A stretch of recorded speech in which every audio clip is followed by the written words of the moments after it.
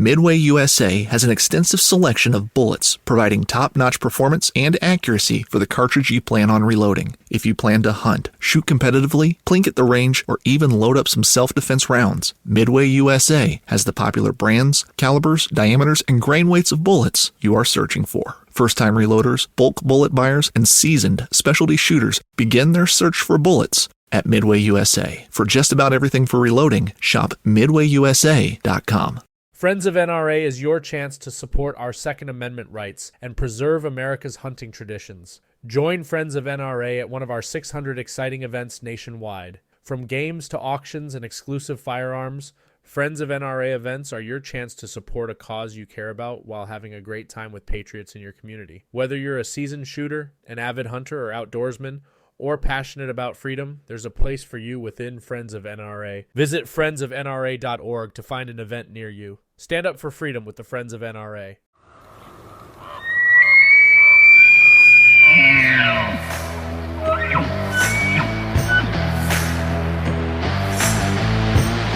You just be sitting up there jacked with Pepsi. I'm there for the pack out. You just got to pack me in.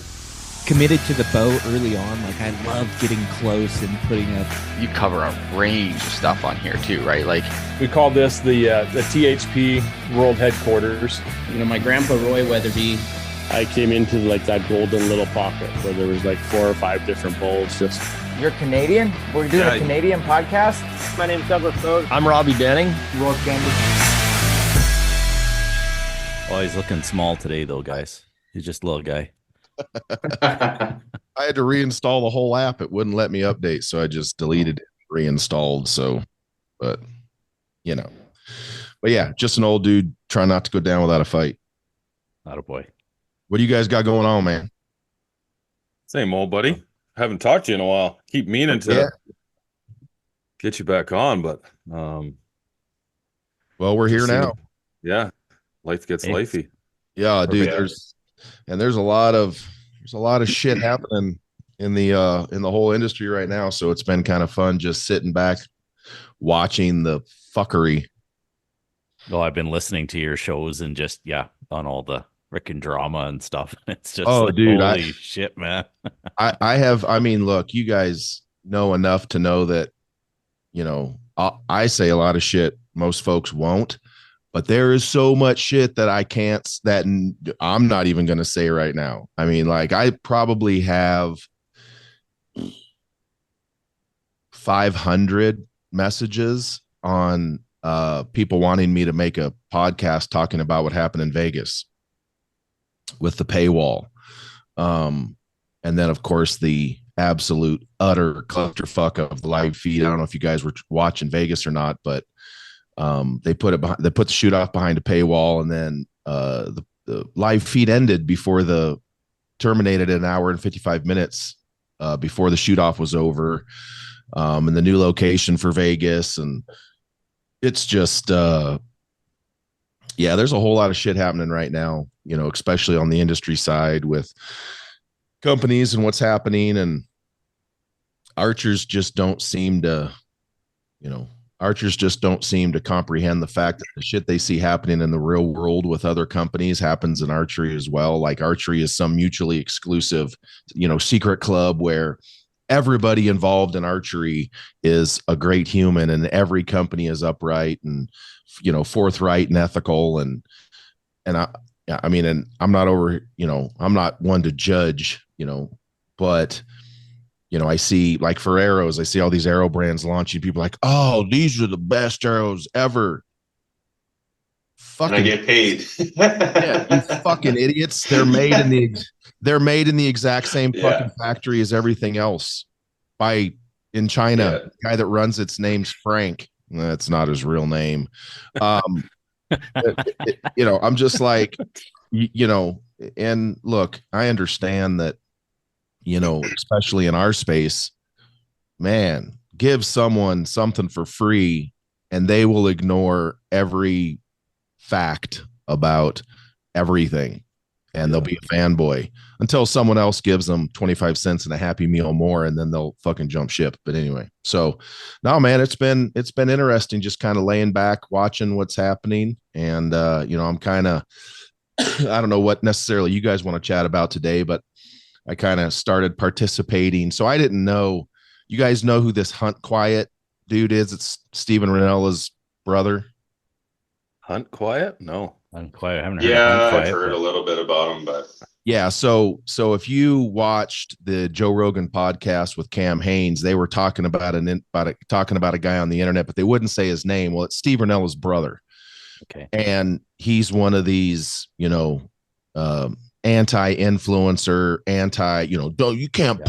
you can't post pictures with your dead animal. That's that's clout chasing. Well, not for everybody. It's not. Yeah. And here's, so I've started getting into it with some of those people because they're all pissed off that Joe Rogan, on his podcast said that, if you get to the trailhead and there's a bunch of people there, Joe Rogan said, quote unquote, go find another trailhead, dummy. And so people are all trying to slam Rogan now because, he has no right to He doesn't even, there's a lot of shit you don't do either that you have an opinion on. So what's the problem? And so I've started talking to a lot, interacting, I should say, with a lot of those people about, so you have apps that literally tell you everywhere to go, every tag to put in for, all the wind direction, all the shit you can do.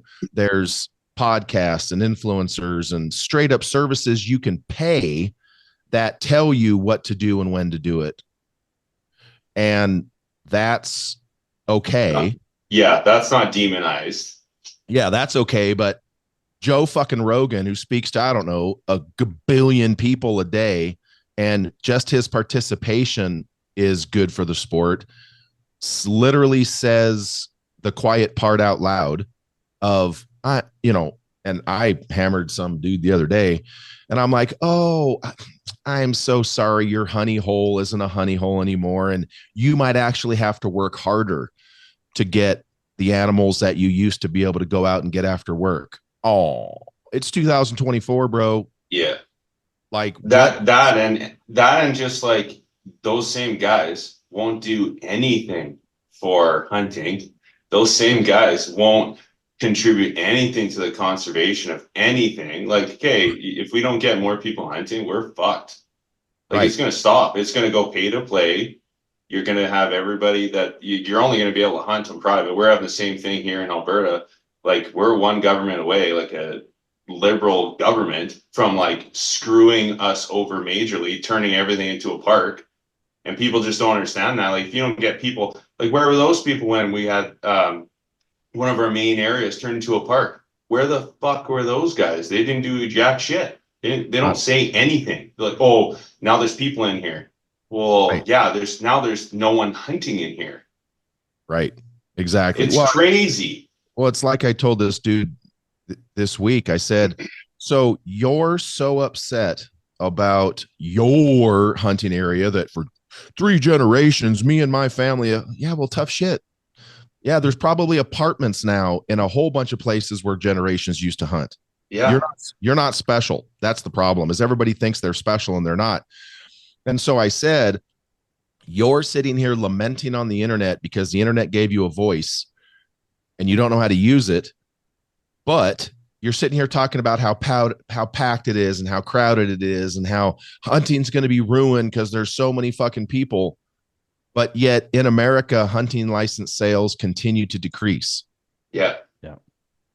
So read the room. Read the room. Yes. Leasing has become an issue in some of these states. Yeah, sure. But guess what? Just because I don't drive a freaking $120,000 truck doesn't mean so hilarious. Doesn't mean when I'm driving down the road in my $50,000 truck, when I see that guy in the truck that's worth 3 times as much, I go, fuck you. You're a dick, because you can afford to do something I can't. And like I said the other day to this guy, I'm like, look, I know people personally that kill 180 plus inch whitetails on public land in all of these states. You're saying it's not possible. I know people. And look, if if Joe Rogan and Cam Hanes called me, and actually Cam's the one that texted me because I posted something. I'm like, who the fuck is this Hunt Quiet? I didn't even know who he was. And Cam texted me. He's like, oh, that's Ranella's brother. I was like, oh, copy that. But my whole thing is, it just amazes me how these people can be so narrow-minded when it comes to the bigger picture of what's happening. And I mean, there's 4 of us on here. Raise your hand if Cameron Hanes and Joe Rogan called you and said, hey, we have an extra tag for San Carlos. We'll pay for it, but you can come hunt elk. Who's going? Sign me up. We're all going. Yeah, we're all going. We're all going. I'd be left at the border, though. They wouldn't let me cross. That's the only thing. Right? Literally. And I just follow Kevin down there. If there was one short of a tag, be like, I'll take your tag, Kevin. I'll let you know how it goes. Right. Like, I wanted to hunt moose, like not just that moose is legal. I wanted the dinosaur, like, holy shit. So I called Lee Lakoski and I'm like, hey, so he gave me his guy's name and dude, it's 65 or better. It's ridiculous. Wow. That is way above my pay grade. I can't afford to do that. I don't hate on Lee for doing it. I don't hate on the guide for his fees and stuff. That's what they do. But I can't afford it. But that doesn't mean that I go out and hate on it. It just means that, well, like the $150,000 truck, like all of these other things, just because I can't afford it doesn't mean it's bad. Yeah, it's so funny you say that, because I literally was just talking about this with my dad, where they're like, guys driving $125,000 diesel, and then they're bitching about hunt opportunities. It's like, you can go out and pay an outfitter $5,000 and shoot a dandy mule deer here in Alberta. Right. But you want to drive that, you're sitting there driving that, or you're shooting a shitty bow or shitty setup, wasting your time driving around aimlessly, bitching about how you missed all these opportunities. When just, if you actually like stop and like look at, okay, I could go on a guided hunt every year and I'm driving still a really nice truck. Right. But it's just crazy. People don't see that. They don't take a step back and look at that. They think, oh, it's all fucked up. We got this shitty opportunities. The draws are shit. It's like, yeah, but if you really wanted to hunt good animals, you could save $5,000 every year, no problem. Like, I just find another trailhead. Yeah, you find it exactly. I just well, and whatever. I'll get to where you guys can't get to. Then, if we want to play this game, I don't care. Exactly. Well, it's not where they can; it's where they won't. Yeah. I mean, like, look, I'm friends with all these guys, and I've told Aaron Snyder and several guys, like, nope, don't need to go hunting with you, Aaron. You're way above my pay grade and skill set. Maybe not shooting, but in the actual hunting. Number one, I'm not going to stalk at 6'7", 285. First of all, I'm just too big. And number two, I'm not good enough to stalk up and shoot a fucking Wolverine at 10 yards with a recurve. I'm not sneaking up 10 yards within Wolverines, period, let alone to kill one like Aaron does. So I at least know my role. But the thing that kills me is how many people here, and it's kind of good, it's kind of bad. Like, they want to normalize. Like, let's look at archery. Take every single star or celebrity or influencer that there is in our entire space. And here's my unit of measure. How many of them can fly commercial without it being a total clusterfuck? All of them except 2. I don't care if it's Jim Shockey, Cam Hanes, Levi Morgan, it don't matter. They can all fly commercial and it's no problem. Most people probably won't even really know who they are. Cam, yeah, some. Ted Nugent, Joe Rogan. Those 2 guys can't walk through an airport. Not a normal one, and not like you and me. Why? Because people will fucking they'll just bombard them. It will be a distraction. So in our space, you think about all the people we have in the hunting industry. Public ones. I'm not talking about Donald Trump Jr. and the guy that owns Jimmy John's. That goes without saying. But your public influencer type people in our space, we have 2 bow hunters that can't go to airports. We're not famous. None of us are famous. Those 2 guys, famous. Nobody else, famous. So when you start thinking about that, it's like, well, how much time, using Joe Rogan as an example, and I've never met the guy, we're not friends, I'm not trying to imply that, but how much time does Joe Rogan have to go out and scout? Yeah.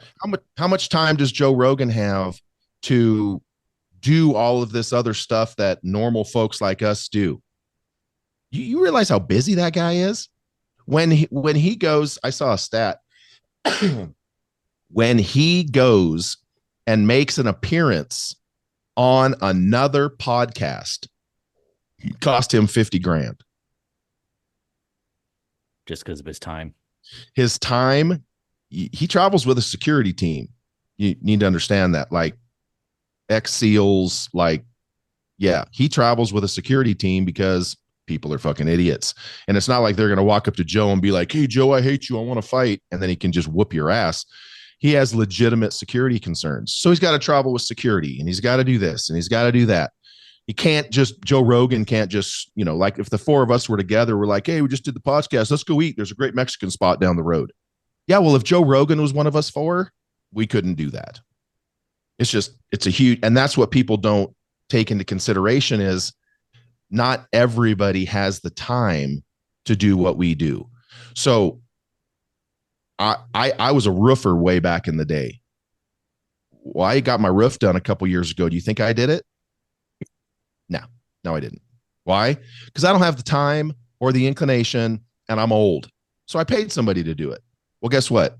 Joe Rogan has the capacity to pay someone to do things to save, because his time is worth more than the effort it would take to research menial stuff. So Joe Rogan has the capacity to go hunt cool places and to go hunt, stuff. And it blows me away, especially right now. And once again, it's the internet's fault. And I know we're talking on the internet right now, so we're hypocrites. And, we talk about, made in America and America first. I'm all about that. I still got a fucking iPhone. I still have shoes that aren't made here. You think these headphones and this microphone are, no, I'm on a MacBook Pro. I'm a hypocrite. We're all hypocrites. None of us have the capacity. If you have a computer, none of us can truly say, oh yeah, I'm up made in America only. Sorry. No, it's not. No, it's not. And so, what I'm seeing right now is a whole bunch of people want to be selectively outraged. And when it affects them. Exactly. That's a really good way to put that. I like that. Yeah. Or when it triggers them. Yeah. That's kind of what it boils down to. And that's what I told this dude the other day. I said, this just looks like outdoor. How did I word it? Either outdoor or conservative wokeism. Oh, I know. I said reverse wokeism. I said, we're just not trying to, because this person there's a bunch of people that are like, you're going to boycott Joe Rogan and boycott everything that he represents. And I'm like, are you fucking crazy? Yeah. I mean, I talk to a lot of dealers, and Cam Haynes, Levi Morgan, it don't matter.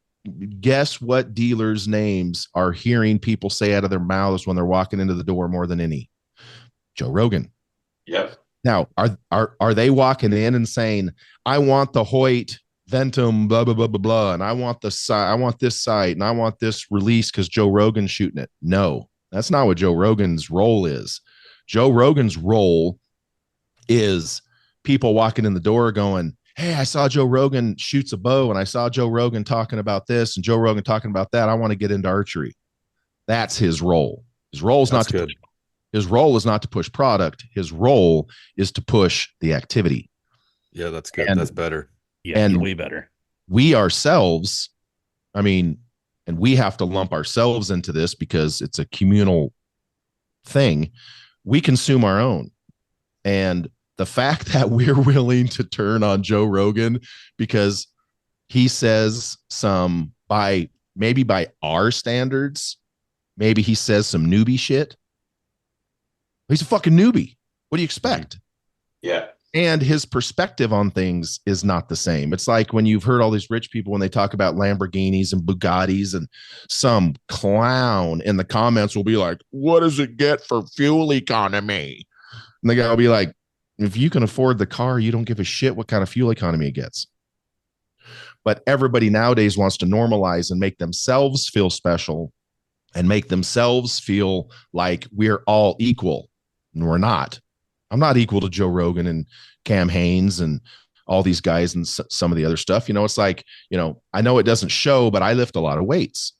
And so, being a scrawny little pussy, like, right, a scrawny little, like, I don't post a lot of workout stuff.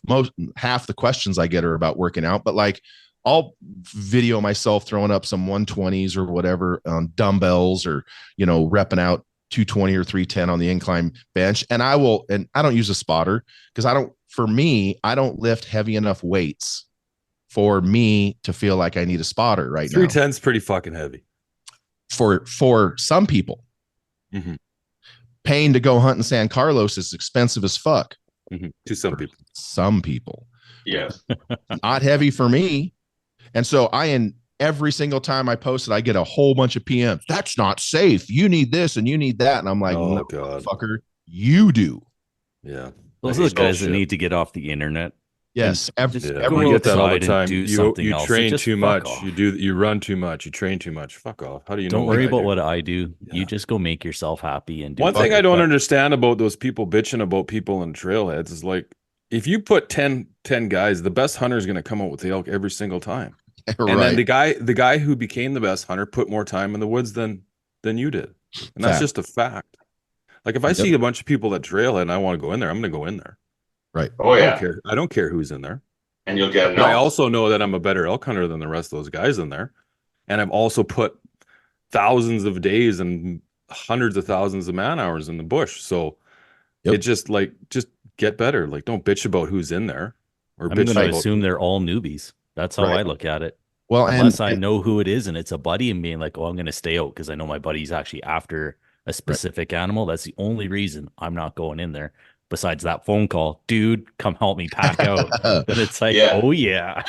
Exactly. Yeah. Well, and the thing that I hear from more and more friends of mine who are experienced in doing that kind of stuff, and for the most part, this is usually an elk mule deer thing. This is a left coast lefty kind of thing, because whitetail, it's not necessarily the same, but kind of. But with mule and whitetail, with mule deer and elk, I should say, I'm hearing more and more, and I've heard this forever, just I hear it more and more now, is guys who are experienced, when they realize there's multiple people in a certain area or a certain draw, they will position themselves for the other people to fuck it up. Fucking right. Yeah. You can use that to your advantage. Oh yeah. That is legit what I did with my kid. I knew where all the pressure was coming. I'm like, yeah, they're going to push all the elk right to us. And sure as shit, right at shooting light, there's 200 head. Yep. It's crazy. Like, and you need those new guys to be there, experience it, even if they're not successful. Like, even during COVID, I was like, it's a little discouraging to a degree, but they're not going in crazy deep. But at least they get the whole experience. Yep. Usually it's too hard for them and they quit. You need those guys, because then when they go and they vote or they talk about hunting, it's nothing but positive. And they're spreading that good word for us, because if you don't have those people, none of this is going to go on. Like, that ballot voting shit is going to kill us. Right. And how else are people supposed to learn? Exactly. Yeah, you got to get after it. You got to get after it. And once again, unless you're Joe Rogan, and I've heard stories early on, Joe fucked up plenty of hunts. He fucked up the kind of hunts that all four of us would be throwing up relentlessly and want to kill ourselves for the amount of money invested into that hunt. Luckily for Joe, doesn't bother Joe, but Joe had to learn a lot of lessons the hard way, just like Cam did. I mean, dude, look, I'm an Oregon boy. So I remember Cam Hanes in, 99, 2000, when he was not what he is now. And he was wearing the acid washed denim jeans, the acid washed denim jacket, the acid washed denim fanny pack. I'm talking like 2000, son.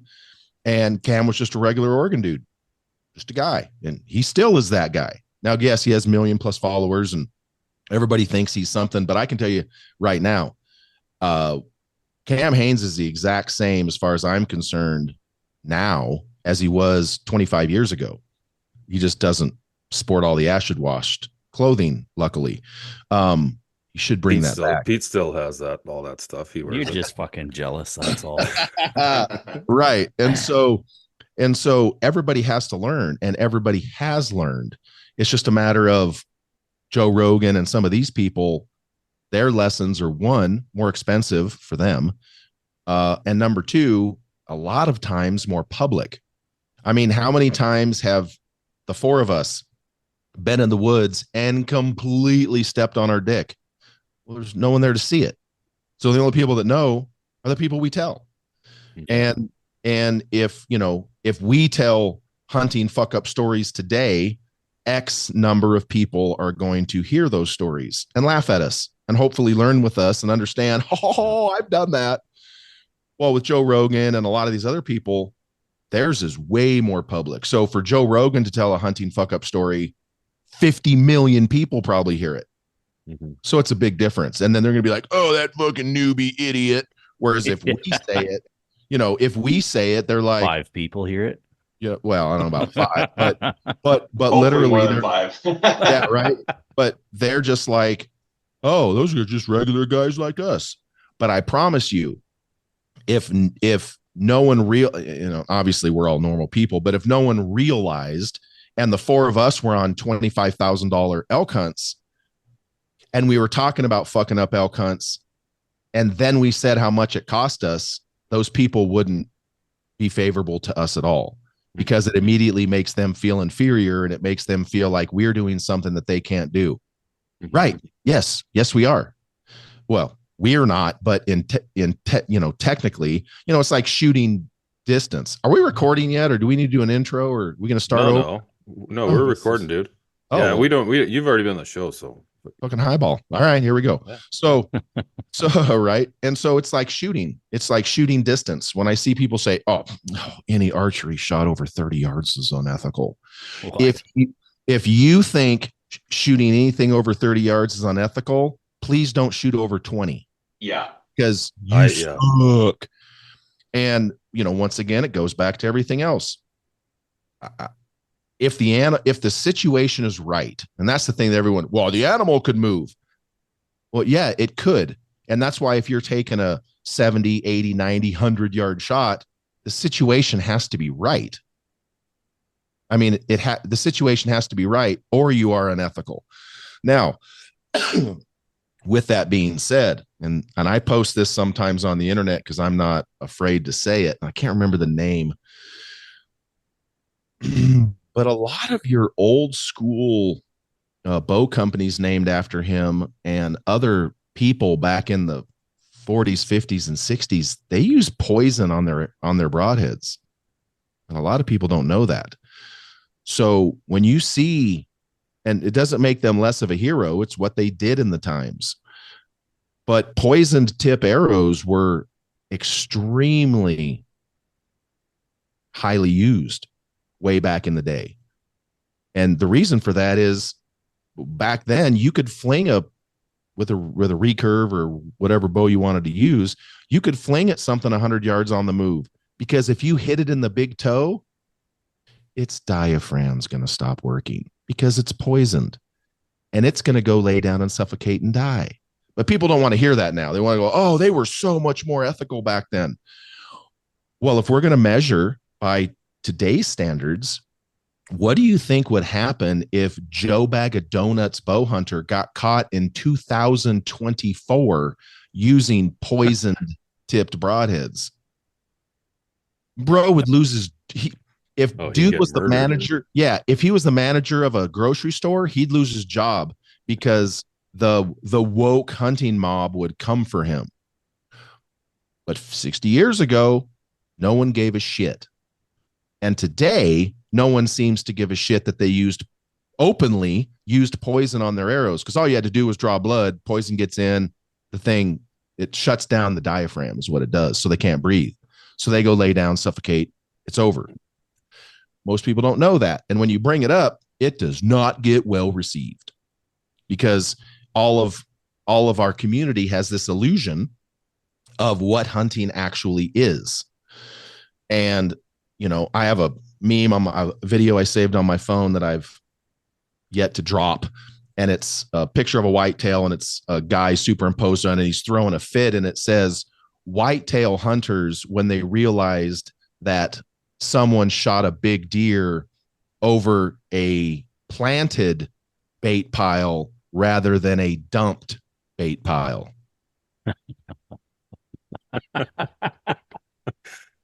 And I'm over here like, oh, so if you planted a bait pile, so much better. It's so much more ethical than if you just drove your truck out there and dumped a bunch of it. So if you plant it and it grows, totally ethical. If you drive out there and just dump it, unethical. And it's like, wait, what? Or county by county, state by state. It's like, well, it's legal right here, but if I walk 50 feet that way, it's not legal. What the fuck? And that's part of the problem, is we have so many rules and laws that are just antiquated beyond belief. Here's another one. And there are some states trying to work on this right now. And this is a highly controversial one.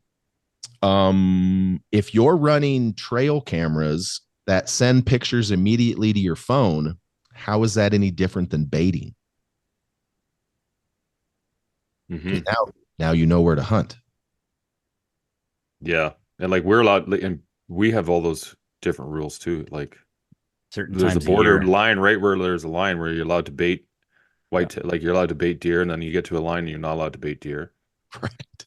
And then you're allowed to use trail cameras between these dates, but then after those dates, like it's just like use them or don't. Like so if right. Because you're still allowed to use them during the hunting season. You can use cell cam ones or cell cams. You can't. Yes, you can.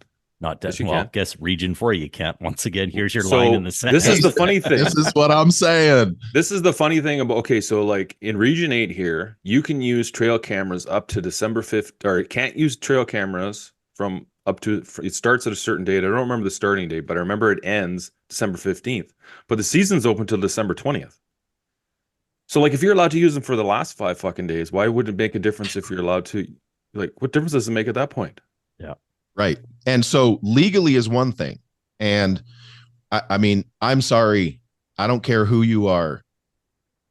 If you step foot in the woods to hunt often enough, you have violated a game law and you probably didn't even know it, because there's many of them you can't keep track. It's not possible. Well, and they changed constantly too. And it's like, unless you go on the website every 15 minutes, or not every 15 minutes, but like unless you're constantly going on the webpage to look, right, you don't know. And it's not just like hunting laws. It's just like, there's a lot of other laws that hunting falls into as well. Exactly. And I mean, I have friends that have literally seen an amendment or an addendum or whatever you want to call it. And who do you call to ask? You call Fish and Game, or whatever it's called in your country, state, whatever, Fish and Game, whatever. You call Fish and Game because they're the enforcement arm. And a lot of times they don't even know. It hasn't even made it to them yet. Exactly. Well, they're like, a lot of the time it's just like, well, look in your synopsis. Okay. Right. It's not in there. Yeah. How is it actually implemented in the real world? Exactly. Yeah. Exactly. Yeah. And that is the point. So we're all violating laws of some particular kind. So you know how sometimes something will imprint on you, whether you want it to or not, and you just never forget it. So when I was, my early 20s, and I wasn't necessarily into hunting yet, but I would go hang out with guys that did, and blah, blah, blah. Who here knows what a riparian zone is? Exactly.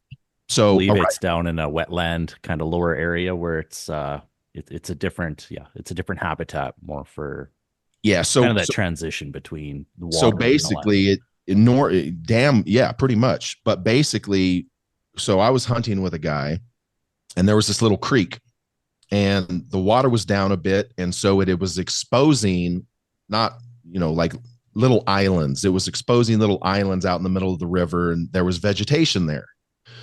Well, and it was literally 1.5 feet deep. And so, we're walking across it, And this buddy of mine stops on this little island and is standing on it. A fish and game guy saw him and tried to give him a citation for violating and destroying a riparian zone, because it's the transition from this little island to the different like a body of water. And we're like, and there was no Google back then, because this was, way long time ago in the early 90s. And we're just like, so to this day, I have literally never forgot the word riparian zone, because I was like, who the hell would know? One, you can't walk on it. Number two, who's going to know how to even define it? And it goes that same way today. And that's why I bring up the whole baiting thing, because it's like, one, out here on the West Coast, baiting? What are we talking about? Baiting? Is Allen Iverson here? We're talking about practice? No, baiting. No one out. It's not really a thing out here unless you like hunt off an alfalfa field. That's baiting. But it's whether they designate it as baiting. But I'm not even talking about the legal side of it. I'm talking about our hunting community's propensity to absolutely consume our young and burn anyone to the ground before they have due process, because everybody's about due process when it comes to, I don't want to get political, but everybody's about due process when it comes to politicians and when it comes to sports stars, and everyone's about due process when it comes to all of this. But when it comes to hunters, oh no, that fish and game official was 100% right, 100% legitimate, and this person is guilty before being, before anything, simply because they got charged with it means they're guilty.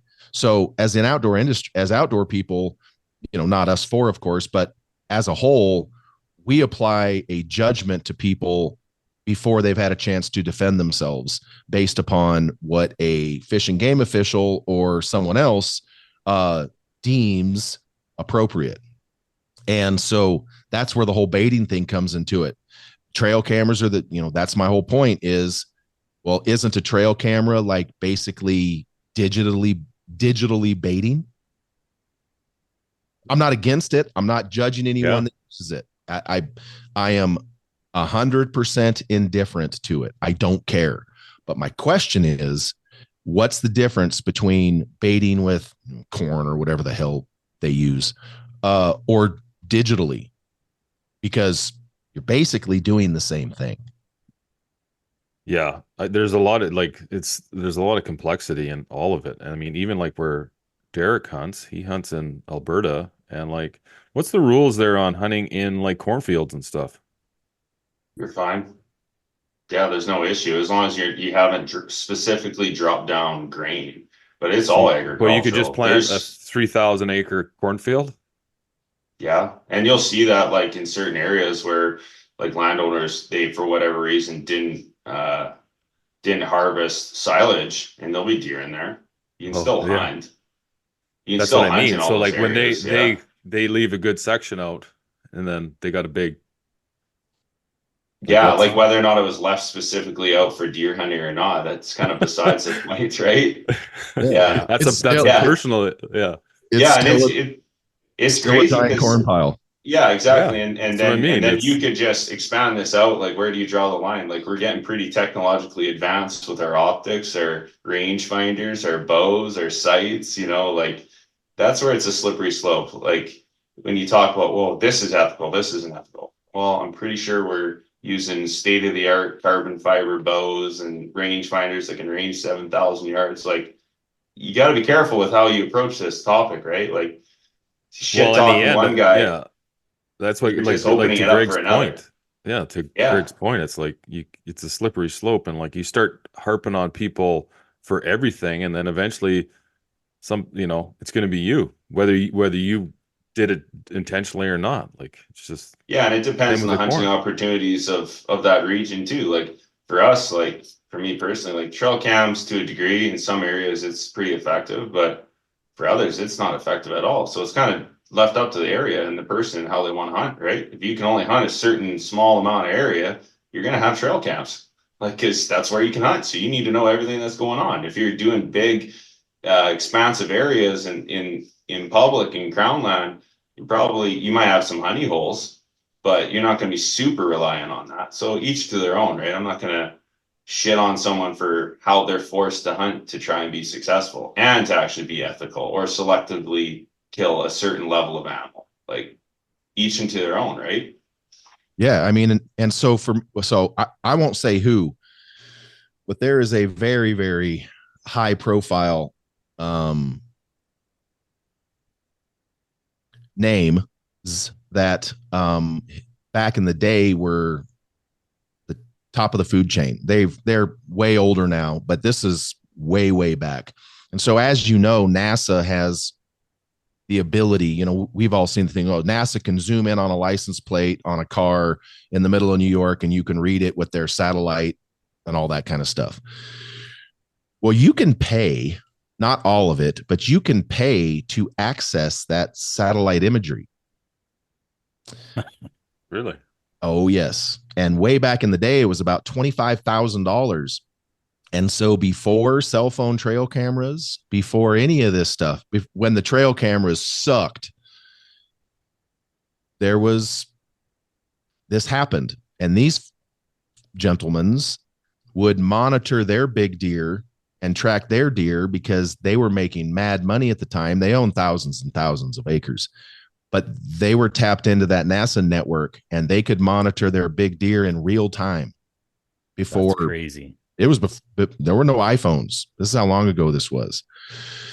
And the reason that this came to light was because there was public access, because we all know that there's public access on a lot of things. And a guy was riding his bike, not even hunting, like riding his bicycle, like the Karen in the beginning of Wizard of Oz. He was just boo-boo-doo riding his bike. And all of a sudden a truck pulled up and stopped him and said, "Hey, you can't drive down this road." And he goes, "Yeah, I can." And was told by one of these gentlemen that no, there's about 400, 500 yards down here. There's several of our big bucks that are bedded right off the road. And if you drive your bike down here, you'll spook them off. So you can't drive down here. And he was like, "How the fuck do you know that? And how did you know I was here?" And he told him, "Oh, we saw you." What?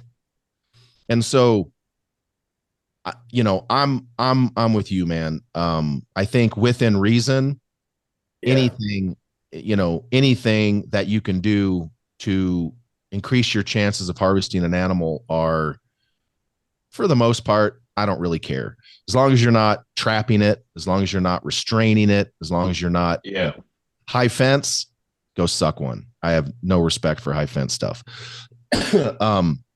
Unless it's intentional, like not the big whitetails and shit. But if you have 10,000 acres or whatever in Texas and you want to put some exotics on there, I don't give a shit. But for the most part, most of 5 to 10,000 acres though, that's like, fuck man, that's almost wild at that point. Gets to a certain point when exactly it's huge. But we all know when that feeder goes off and the animals hear it, it's the Pavlovian response and they come running. So 10,000 acres becomes real fucking small when you got 20 feeders out there that you can work off of. Because it's like a dinner bell, or in that case, it's a death bell. But so I don't necessarily have a problem with anyone, using trail cameras. Does it appeal to me as a left coast guy when I see a giant whitetail just mowing down on a 5 foot wide, foot thick pile of corn, and some dude blasts it, bow or gun, don't care, and blood comes out of its mouth you can see it on the corn, and it's like, no, that doesn't appeal to me. It doesn't appeal to me if someone shoots a buck while he's mounting a doe. Like, dude, let dude get his nut and then deal with it after that. It wouldn't appeal to me to kill somebody while they're at the dinner table or at the buffet. It's like, come on, man. But at the same time, my problem with it is continuity. We don't have any. We have no continuity because so much of this is new. I mean, the amount of baiting and the fact that they were using poison tipped arrows 50, 60 years ago, 50 years isn't that long. It's really not. I'm sorry. It's not that long. It's a lifetime for Pete. That's about it. Not for you, though. Not for you, though. Right. And so, how old are you, Greg? I'll be 54 next month. Oh, yeah. So you're not much older than Pete. Yeah. So he's just growing facial hair, Derek. He's freaking fresh. Right. And so for me, it's not necessarily the moral ethical dilemma of using trail cameras, of using bait, because hunters have a real easy time differentiating bait versus bait, like we've discussed. Oh, if you plant it, it's not bait, but if you just dump it on the ground, it's bait. Man, shut up. You're full of hooey. And you're only saying that to justify it to yourself because you're probably one of the clowns that does one or the other while trying to burn somebody down for doing one or the other. Yeah, but I think that's it too, is like for me, I don't really care how you hunt as long as you're doing it legally, then I mean, do it however you want, but just do it. But don't bitch on other people for doing it a different way. Exactly. Well, so I saw an interview, and I actually saved it on my phone as well. And this guy was talking, it was baiting in Pennsylvania.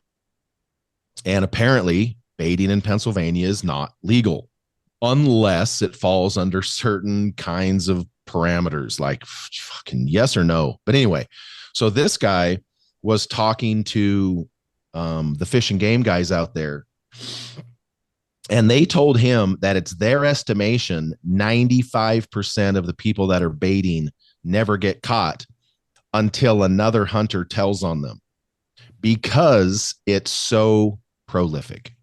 So many people are baiting in Pennsylvania, they can't catch them all. So the only people that they can catch are the people that other hunters tattletale on.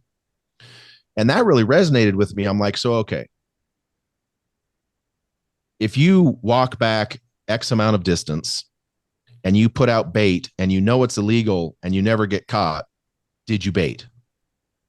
If a tree falls in the woods and no one hears it, did it make a noise? Is the point.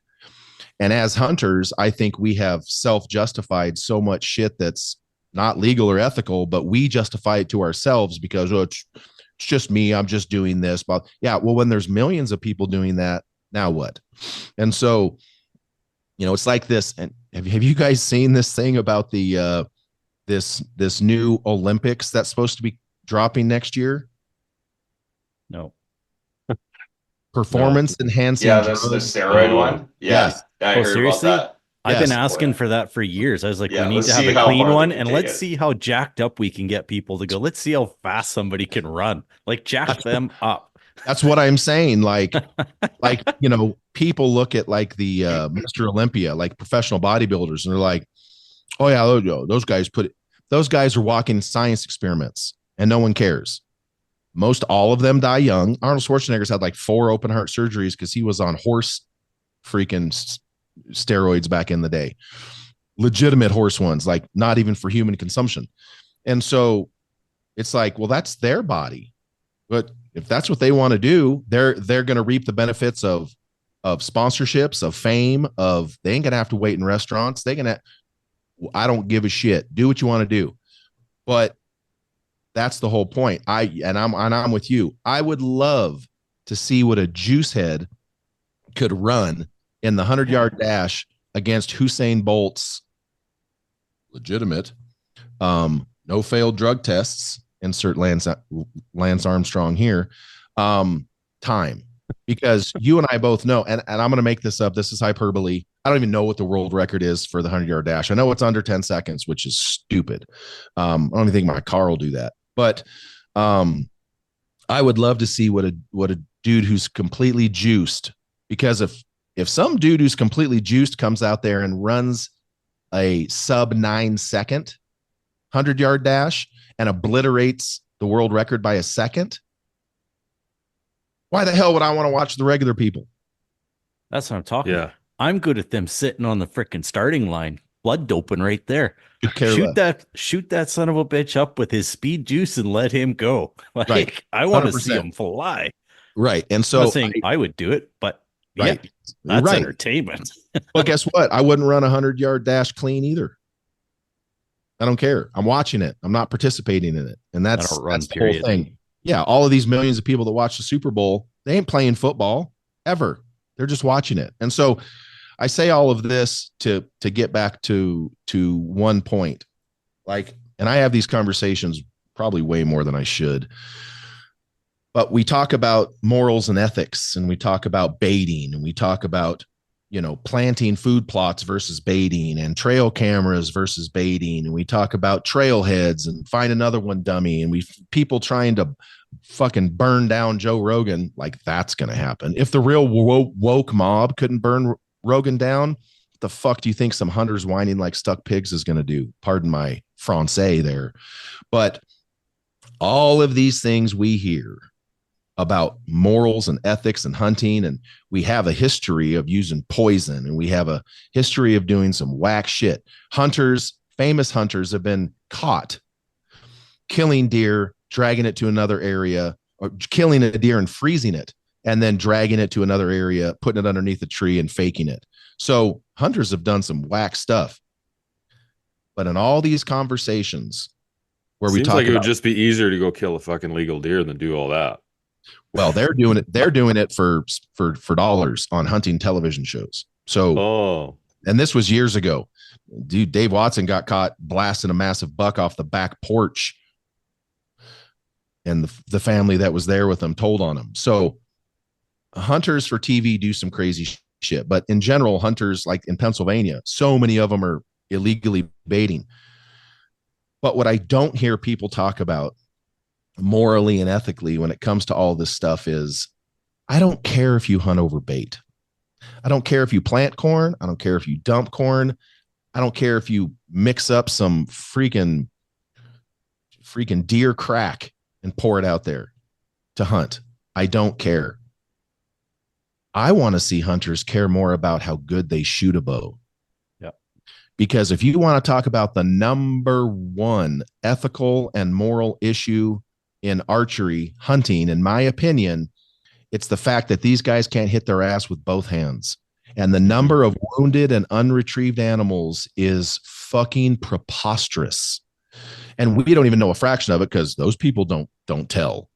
No. But we do have numbers that tell us it is massive, like massive, to the point of more animals are shot and unrecovered than are shot and recovered. So when you start talking about all of this, I just ask, well, if you think, like, that comment I made, if you're telling me that shooting an animal over 30, 40 yards with a bow is unethical, you had better not be shooting anything over 20. And I know lots of instances where people have shot stuff in the butthole, not a Texas heart shot from the side, at 17 yards. So where's the moral and ethical quandary really come into play when you suck so bad at shooting that you're out there wounding 3 animals for every one that you recover? Where's that discussion? You always see those memes out just before hunting season start. Doesn't matter which season, where you got your 3D target and there's one arrow in the lungs and the rest are scattered over the entire body. And you're like, yep, dialed in for hunting season. Yeah. You're like, yeah, I wonder how true that is for a lot of people. Well, and that's with no pressure. Yeah. Yeah. I mean, dude, I'll admit it. I shake like a dog shitting razor blades when I'm trying to kill an animal. Like, the whole time, all I'm telling myself is, you're not going to shoot. You're not going to shoot. Just draw back and aim. We'll see how it goes. I've let down on animals that were 35, 40 yards away. And my buddies have been like, are you drunk? Be like, no. But if you would have saw where my pin was going, you wouldn't have shot either. Because there was dirt, there was blue skies, there was some fur, there was a tree. But you know what? At least you got the discipline for that, to see that and recognize it. Dude, I have know when to let down. Well, and first, you guys know me well enough to know that if we were hunting together and you whiffed or shot something in the toe, I would relentlessly hound you. Now think about my friends and the fact that I'm a good shot. I'm a fair shot. If I was to do some shit like that, my friends would never let me hear the end of it. They can make fun of me for letting down when they don't think I should have. I'm fine with that. But completely shooting something in the butt or missing or shooting it in the toe, I'll never outlive that. It's like, I was an engineer on the railroad for a lot of years when I was younger. And so anytime I come up to railroad tracks, I'm very, very cautious, more cautious than normal. You know why? Because if someone who worked for the railroad for 12 years, gets hit by a fucking train, my PMs are going to blow up from a whole bunch of people I worked with. Like, are you retarded? So, it's just one of those things where, those are true good friends, though. I got to say that. Of course. Absolutely. Those are the best ones to have. And I know what's coming. So when I draw back and I hunt with a hinge, with a click, because I've shot it so many hundreds of thousands of times, there is a familiarity there. But bro, I will draw back, and in my head, I'm like, let's just draw back and aim. You're not going to shoot. You're not going to shoot. Don't even worry about it. Let's just draw back and aim, and we'll just see how it's going. Sometimes it's not going good. Other times I'll be like, this is not looking too bad. And then as soon as that release goes click, I'm like, oh, yeah. Okay, I know this. And then I can execute a shot and harvest the animal and everything's good. But if I draw back and it looks like there's an earthquake happening, the release never clicks and my mind never goes into that mode of, oh yeah, no, we're good. Now just execute. Doink, we're good. Because sometimes I never get there.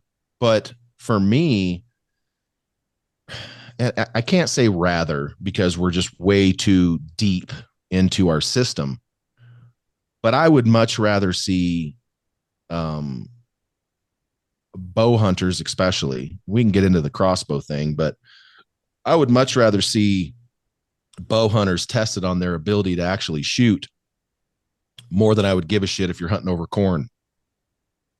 Because which one of those is the bigger problem? Yeah. Archer's competency is the bigger problem. And so I know, like at the archery shop here, there's a lot of guys like beginning of August or middle of August, they'll go buy a bow and go bow hunting with it. And they've never shot a bow before. Right. Like, you seriously? You're going out in 2 weeks? Like, show me the same anchor twice. Right. And Exactly. it's like, this just never happened. I got a question for you, Greg. Sir. You were talking about when you're shooting on an animal and going through that process that clicked. Was that like, did you go through that same thing when you were at target archery at the beginning? Yeah. So first of all, when it comes to the animal side, I used to hunt with a Fletcher, the old Jim, the Fletcher release. Love that thing. I still have it. Now, this was good God, early 2000s. And I was shooting tournaments with a hinge already, but I was hunting with a pull and punch. Yeah.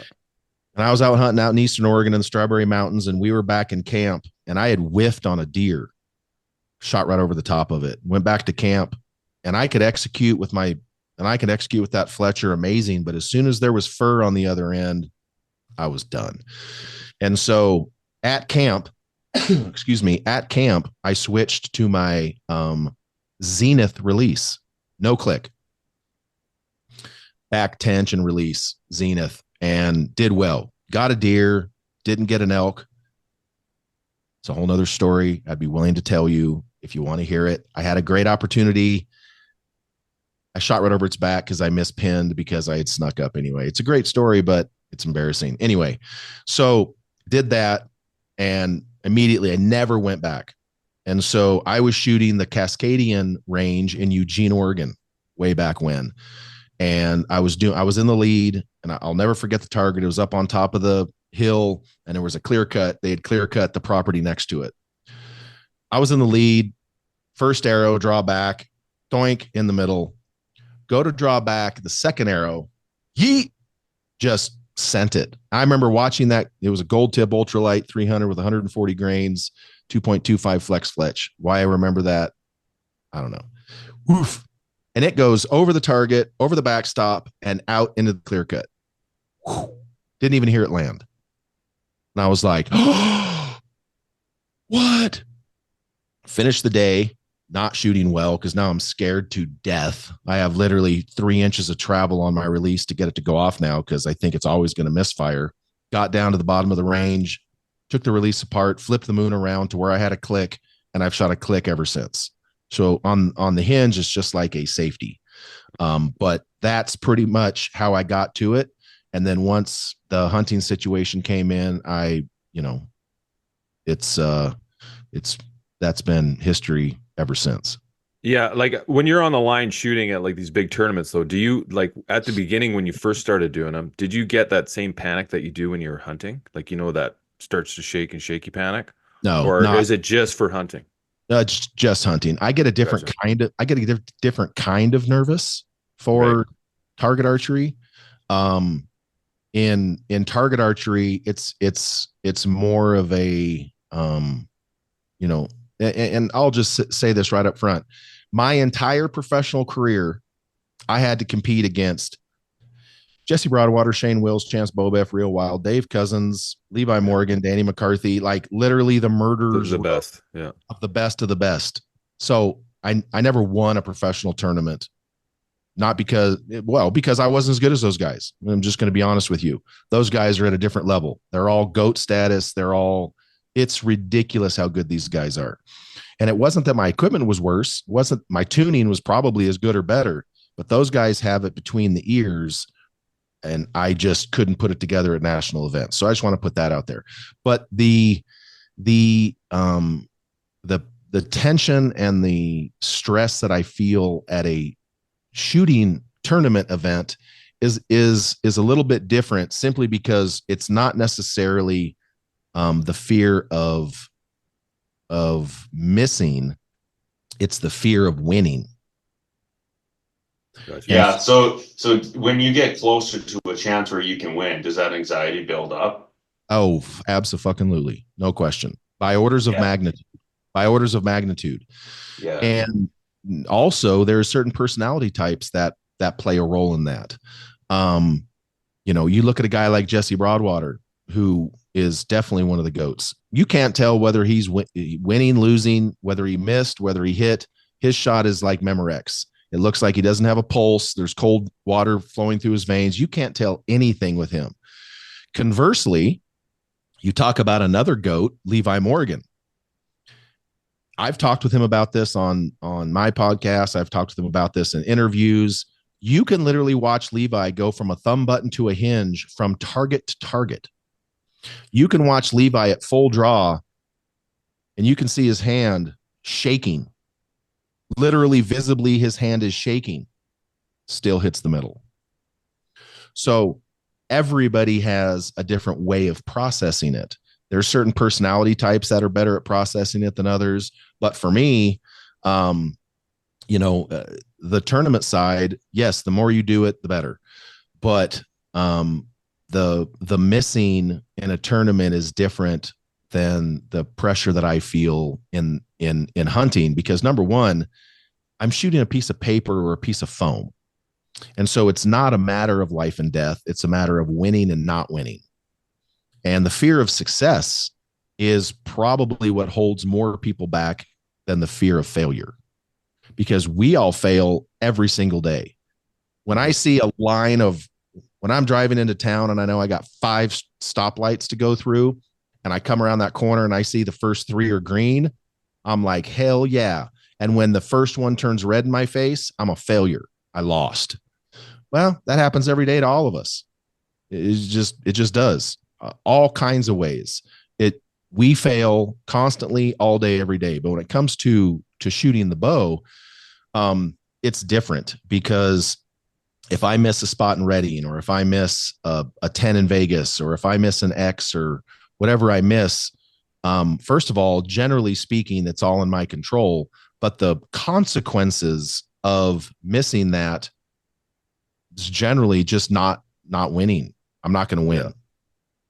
My chance of winning is completely over now, for the most part. Whereas with hunting, I'm taking the life of an animal. Yeah. I want that. The gravities is a little more than that's what they're feeling. 100%.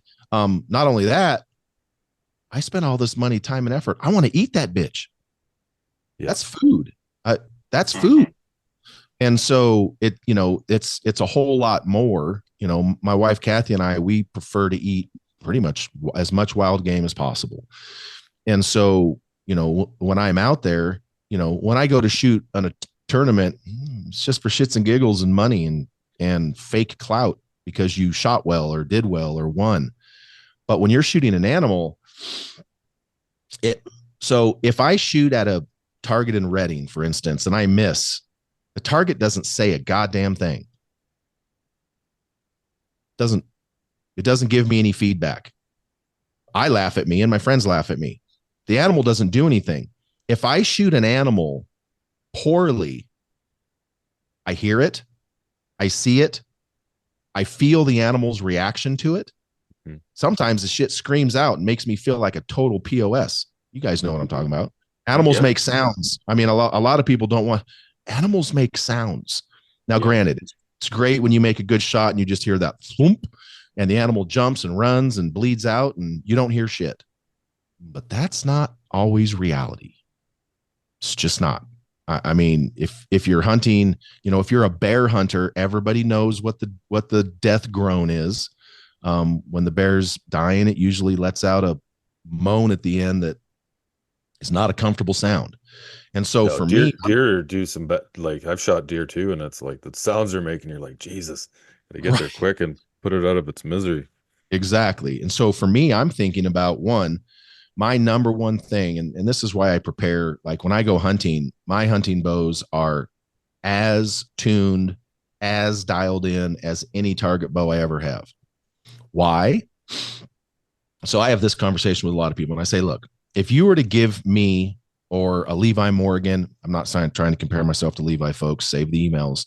But if you were to give us, if we were to walk into a room and you were to say, okay, there's a bow in a box, a rest in a box, arrows, the whole 9 yards, other than cutting and fletching arrows, you have an hour to build this bow and you're going to go hunt whitetail out of a tree stand. No problem. No problem. I can become absolutely lethal, 100% lethal on a whitetail at 20 yards out of a tree stand in an hour. No question. No question. If you tell me, hey, here's all this shit right here, you're going to be going to hunt elk out in New Mexico on the transition, so your shots could be anywhere from 50 to 90 yards. I'm going to need a week, at least. A straight week. Because the amount of preparation for me and that piece of equipment, I have to have a certain level of confidence out to a certain distance. Could I shoot 100 yards with the hours setup bow? Sure, but I wouldn't. Because that to me would not be morally or ethically right to the animal. I want to have the confidence to know that I've done everything I can in my allotted time to make sure that I'm going to be as lethal and as ethical of a hunter as I possibly can be. And so for whitetail, so Greg, when you're doing when talking about that, like you can shoot at 100 yards, no problem. Like we all know you can. Like I'm sure you could pick up any bow and shoot at 100 yards and hit 2-inch grouping, no problem. When you're saying you're going through, like you want to put in 5 to 7 days, like a good week, is that to break in the bow or to get you more comfortable with that bow? Like, no, that's to get the bow and the arrows tuned the way I want them. Gotcha. So that's to get my sight marks or my pin set properly. That's to make sure that, if I cut something loose at it, I got to get my draw length perfect. At 20 yards, my draw length I'm not even shitting you.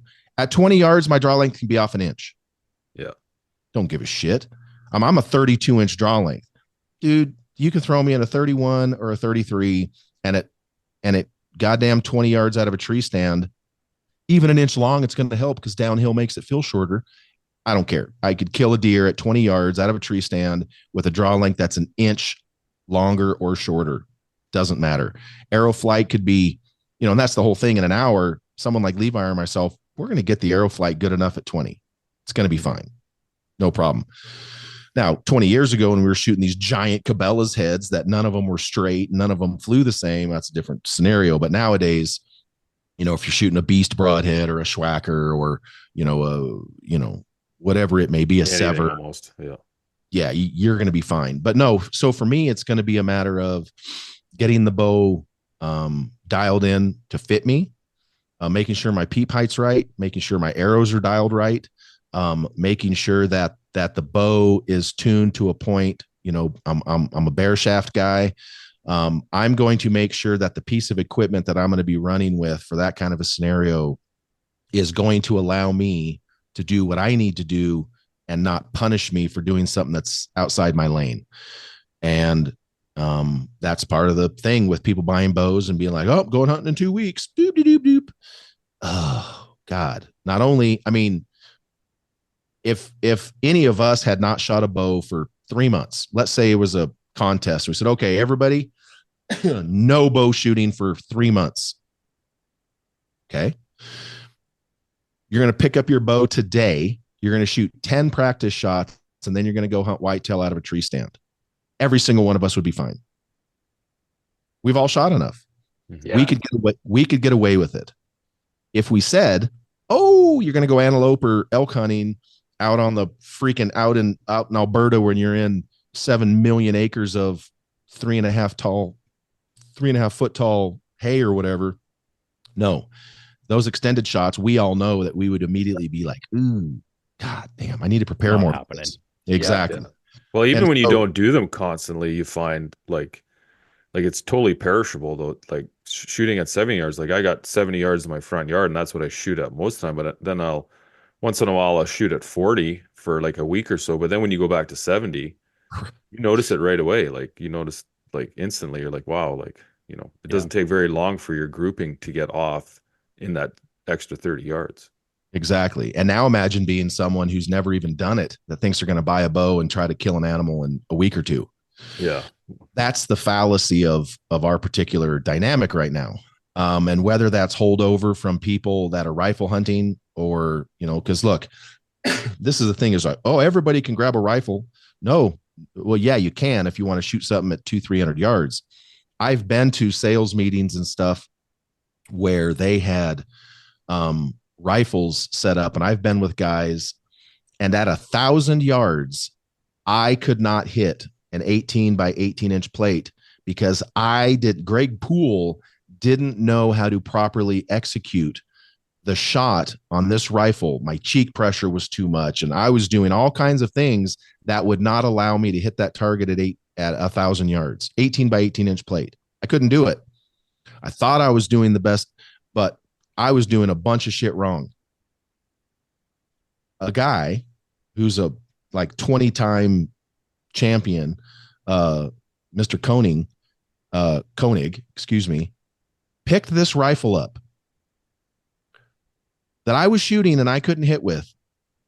And I was on a bench, by the way. Now I did look like a monkey fucking a football in it because it was way too small for me, but I couldn't do it. Doug picked this bow up, this rifle up, 308, picked it up and stood there on his 2 feet and hit the plate 3 times in a row because he knew how to execute. Yeah. So when we start talking about, archery, that's really what it comes down to. And so for me, when I'm going to harvest an animal, number one is I'm taking a life, and I want to do that as quickly and as ethically as I can. Shit happens. We all know that. We've all done it. It does happen. But your intent absolutely has to be to do everything you can in your preparation to be as lethal and as ethical as you can. Now, am I running marathons like Cam Hanes is? Hell no. But Cam Hanes is a way better hunter than a lot of people realize. And his conditioning physically allows him to do shit I could never dream of. Period. Just couldn't. And so that's part of that preparation. I mean, if you watch any of Cam's stuff, dude, he's shooting broadheads 24/7 down the side of his truck. He shoots at 150 yards for shits and giggles and still gets people talking shit about it. But It's the level of preparation that allows someone to have the confidence to do those things. And I think the problem with our sport, whether it's hunting over bait or trail cameras or shooting, is people see other people do it and assume that they should be able to do it too, or that they can. Well, when I'm watching NASCAR and I watch some dude or chick, I guess, whatever, driving around the track at 250 miles an hour, turning left, there is no part of me that thinks I can do that. None. There's none of me that thinks, no problem. Let's jump in the F-350 and go drive 200 miles an hour. None of it. None of it. Because I understand not everything ain't for everybody. And just because I see it on the internet or on TV doesn't make me think I can do it. But in hunting and in the outdoor industry, we have kind of convoluted those realities to where we have, as an industry, we have intentionally marketed, Kevin, you can have the same equipment this guy does. You can do the same thing this guy does. You're just as good as this guy. No, you're not. No, you're not. I'm sorry. I'll be the first guy to throw my hand up. No, you're not. No, you're not. And neither am I. But we have intentionally convoluted those to sell you shit because we want you to think you're going to be as good as the person you saw on TV if you have the same product. And so we've kind of did it to ourselves. Well, it has nothing to do with that. It has to do with work. I mean, you're not going to you have to be willing to do more than the guy next to you at anything in life. At work, business, it doesn't matter what you want to do. If you want to be successful at it, you have to be willing to outwork everyone. And it's not just like do it for 2 weeks before the season. It's do it 365 days a year, every day. Get up at 4 a.m. and work out, train, go to work for 7-8 hours a day, come home, deal with your kids, and then train again and go to bed and do it every day, day in, day out. Not too many guys can do that. Yeah, exactly. It's just the fact that like not too many guys are willing to do that, but everybody wants to reap the rewards. Yes. And all the kids these days too, they look at these movies and they watch this and be like, I can go do that. And they go try it once and they give up and be like, wow. Like we were laughing at our own kids just last night at the dinner table. They weren't here. But we were talking about them, and like when the Hunger Games movie came out and Katniss was shooting her bow sideways like a gangster, and she had that drawstring behind her bloody nose and everything. Like one, that nose is gone if she keeps that shit up. Right. 100%. Two, but they'd walk out and be like, well, I can hit that. And they wouldn't hit a target and be pissed off and being like, well, yeah, because you've never drawn back on a bow before. I can help you. Right. And you will be hitting that target by the end of the day. You won't be hitting the bullseye, but we'll get you to hit the target and work from there. No, I'm done. And it's like, what the fuck? Like the shit ain't easy. Like, right. Well, it's just like I said about my professional career. I was simply not as good between the ears as a bunch of these goats that I had to shoot against. Period. So the thing that people nowadays don't want to understand, they don't want to comprehend this. But here's a great example. There's 4 of us on. I can see all of us. So no matter how hard you work, some things just aren't going to happen for you. So raise of hands, 4 of us. I can see all 4 of us. Raise your hand if you can dunk a basketball. I have. Can I? No, not right now, but I have. Can I use a ladder? That's my point. So 2 of us, 2 of us can or have dunked a basketball. Why haven't you guys? Because I'm a hockey player. Right. Probably because you're too short and you're not Spud Webb.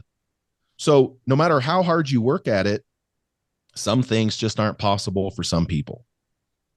And that's just the reality. And some folks don't want to understand that. And when it comes to certain things, yes, there is a level of work ethic that will make you more successful than people could ever imagine. And you want to know who the poster boy is for that? And people are going to think this is just riding dicks, but that ain't my gig. Is Cam Haines. Have you guys met Cam? No. Do you know how big Cam is? Now, he's shredded out. Dude, I'd be walking around with my shirt off all the goddamn time too if I was as ripped up as he is. But you know how big Cam is? He's probably as small as Kevin over there. Cam's about this big. I'm holding up my arms. Cam is not a giant man. Cam is a small dude. He doesn't weigh 225 pounds. I mean, he's probably a 175, 180. When he's running these ultra marathons, he probably drops a bunch of weight, but Cam is not a huge person. How tall is he if he's one? Dude, he's got to be like 5'6", 5'7", 5'7", really? probably. Well, if you're 5'7" and you're 180, that's pretty good. Yeah, I mean, but he's not a huge 6 person. foot and I'm just under 190. So yeah, so he's not a huge person, and so when you see him running and stuff and lifting, and Cam even explains it, I'm not the most talented person, period, but I work harder than everybody, and I'm willing to do what other people aren't, so I can do what some other people can. And that kind of work ethic will get you way ahead in life more than, well, I bought the same shit as that guy. Why can't I do it? Well, because one, you haven't tried hard enough. You haven't put in the work and the effort to do it. And then the other part is you just might not be able to. And that's the point. And so what Cam has done is he has illustrated that you don't got to be, 6'1". If you're 6'7", 285 like me, you ain't running marathons anyway. But he has proven that regardless of size, regardless of ability, regardless of a lot of things, the entrenched work ethic that someone like him has allows you to succeed in ways that people with a lot more talent never will.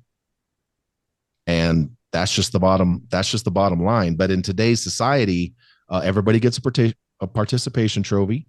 Everyone gets told how great they are. Everybody gets Vaseline rubbed on their hiney and told that it's special and different from everybody else's. And we all know that the cold reality of that, when you open the door and walk outside your mom's basement, is the world is out there ready to punch you right in the mouth. And the real world doesn't give a shit about any of that. That's why these blue-haired woke folk, when they get out into the real world, they can't handle it.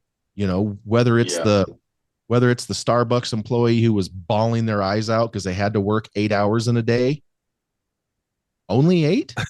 Oh, it's a partial day. Congratulations. Yeah.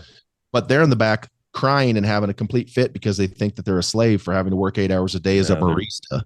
They're entitled. We get a lot of that. That's that whole mentality is exactly why I put my kids into judo, because the consequences are dire. If you're put into a tournament and you don't prepare your mind, your body, you're not physically in shape, you don't know the techniques, there are no other consequences I can think of worse than that. Not only do you have to win, but you have to win in such a way that you don't take damage. And, I don't think there's enough of that where kids and people in general, they just don't have that in their face in any way where they're not risking anything, right? So they think, oh, I can just buy the gadget, I'm going to be better. Well, no, there are certain things that you have to do to be successful. And if you do them enough times, enough days in a row, the difference between you and that other person that maybe you started out with, or they're just starting, it becomes so huge that you're not even on the same wavelength as far as training and how you prepare for something. And it's funny, you talk about animals, the more you do it, the more serious you take it, because at the start you just are just yearning for that success. You're not thinking about those chances and how you execute a shot on an animal. The more animals I harvest, the more it matters. Like thinking about, oh, if I make a bad shot, you just start to respect the process and the animal so much that if I'm not running or I'm not lifting weights or I'm not shooting my bow, I have no business being out here. Right. No, I mean, that's exactly right. But the problem is not everybody, has our mentality. Not everybody knows their role. And today in 2024, our mutual governments notwithstanding, they want people to think that every lane is their lane. And when they're told this isn't your lane, you need to move, they don't know how to deal with it because they never have to deal with their own shortcomings or their own failures. Whereas guys like us, it's been our lives. I mean, that's what's molded us. That's what's made us into who we are today. I mean, I've been very fortunate since getting into archery that I've had some some pretty good successes, brand wise, product wise, building some staffs and et cetera, et cetera. But dude, do you know how many failures I had? Jeez. Yeah. I mean, if you bat 500 in Major League Baseball, you're a god. Well, guess what? If you bat 500 in business, you're a god too. And so, whether it's Elon Musk or any of these guys, dude, they have so many failures. If you talk to Levi Morgan, or dude, there's so many failures, but those are what build the kind of character that we're talking about. So, to your point, when I'm going to shoot at an animal, it's just my opinion that my number one responsibility is to make the most clean, ethical, accurate shot possible. Yes, I understand there's 2-inch razor blades on the end of the broadhead. I have a lot of room for error. Totally get it. Way more room for error than I do, as a matter of what people will designate as success. Because I've heard a lot of people like, well, as long as you recover the animal, it was a win. No, I don't I'm believe that. I'm not with that either. Simply because that's not a piece of paper. It's a living creature. And I'm a firm believer in the more ethical, okay, granted, if you shoot some old hog of a mule deer and elk that's been out there eating sage for 8-9 years, that thing's going to taste like shit. It's going to taste like sage. So it don't matter. But I believe that the type of death that the animal has affects how it tastes, in my opinion. Yeah. A gut shot animal that sat there and expired terribly over a 12-hour span, that meat is not going to taste as good as a perfect double lung or a heart shot where it ran over there 110 yards and looked around like, what the hell's happening? And then goes, oh, I'm dizzy, and falls over dead. The hormones, the chemicals. And so for me, look, we've all been there. We've made bad shots and we feel like shit. All of us, if you make a suspect shot on an animal, you want nothing more in your life at that moment than to be able to get another arrow in that animal that's proper so that it can expire quickly.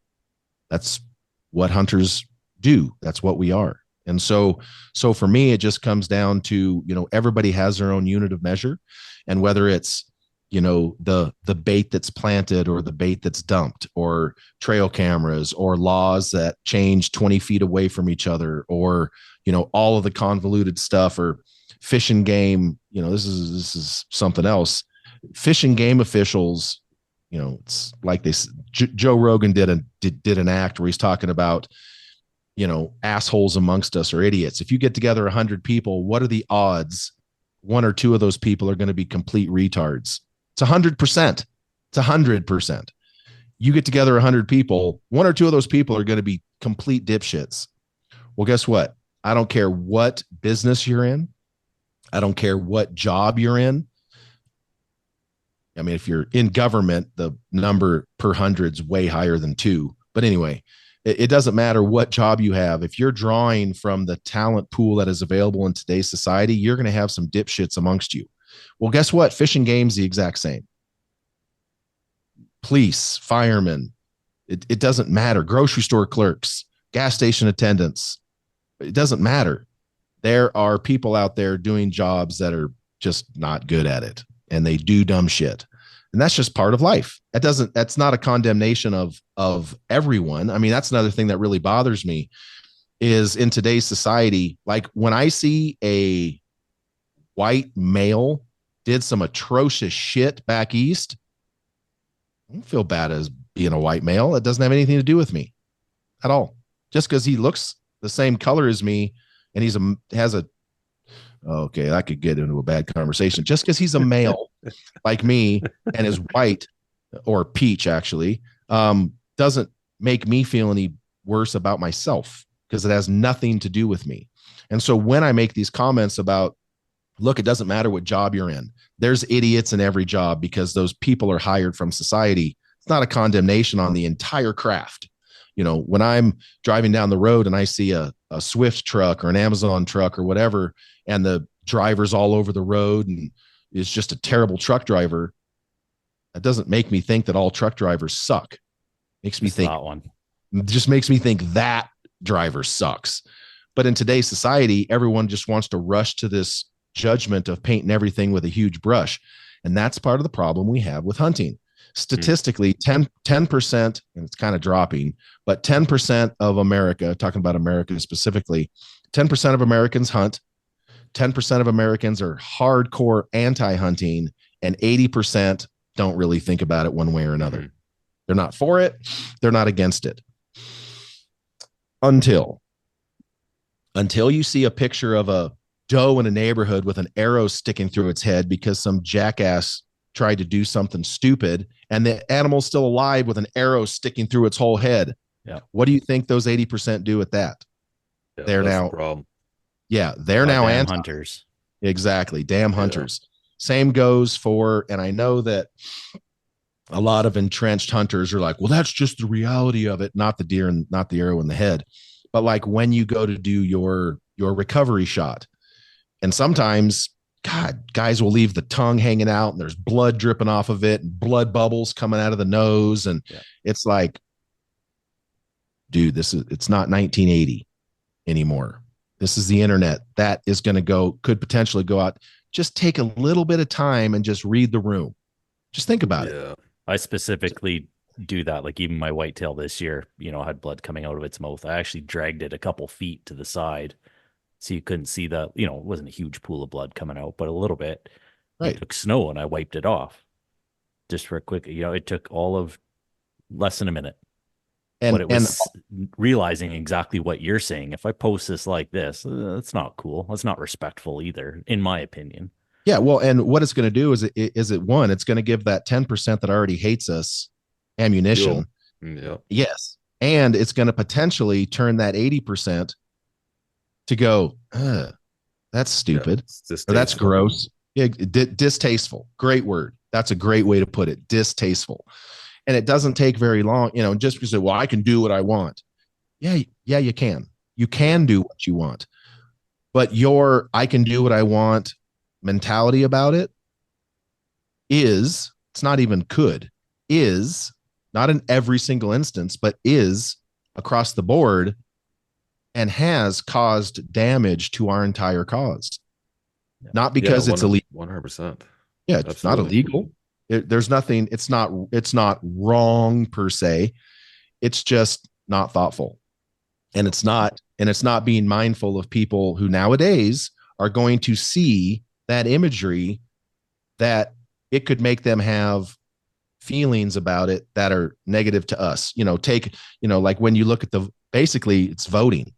Yeah. Well, and you're not pushing that's it's all part of hunting for sure, it is, but there's so much more to it than that.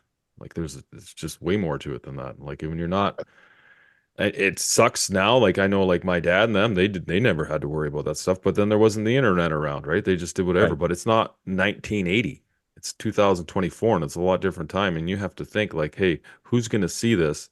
And what are they going to be saying about it? It sucks that we have to do that, but that's the reality of it. We have to. I mean, unfortunately, hunting is in the hands of the non-hunters.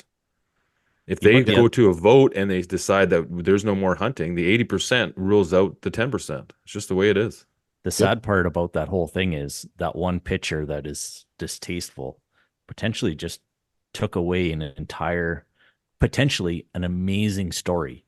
The hard work that you put into it, the hours that you went into it, all the right things that you did in a positive way that whole season to get that animal. And that one picture, now they don't care about it. They don't care about the story behind it. It's just like, did you see what that guy posted? Yeah, it's sending the wrong message too, right? As a conservationist, as someone who's, you can't say, oh, we care about the animals and then show a picture that looks really brutal, right? And is distasteful.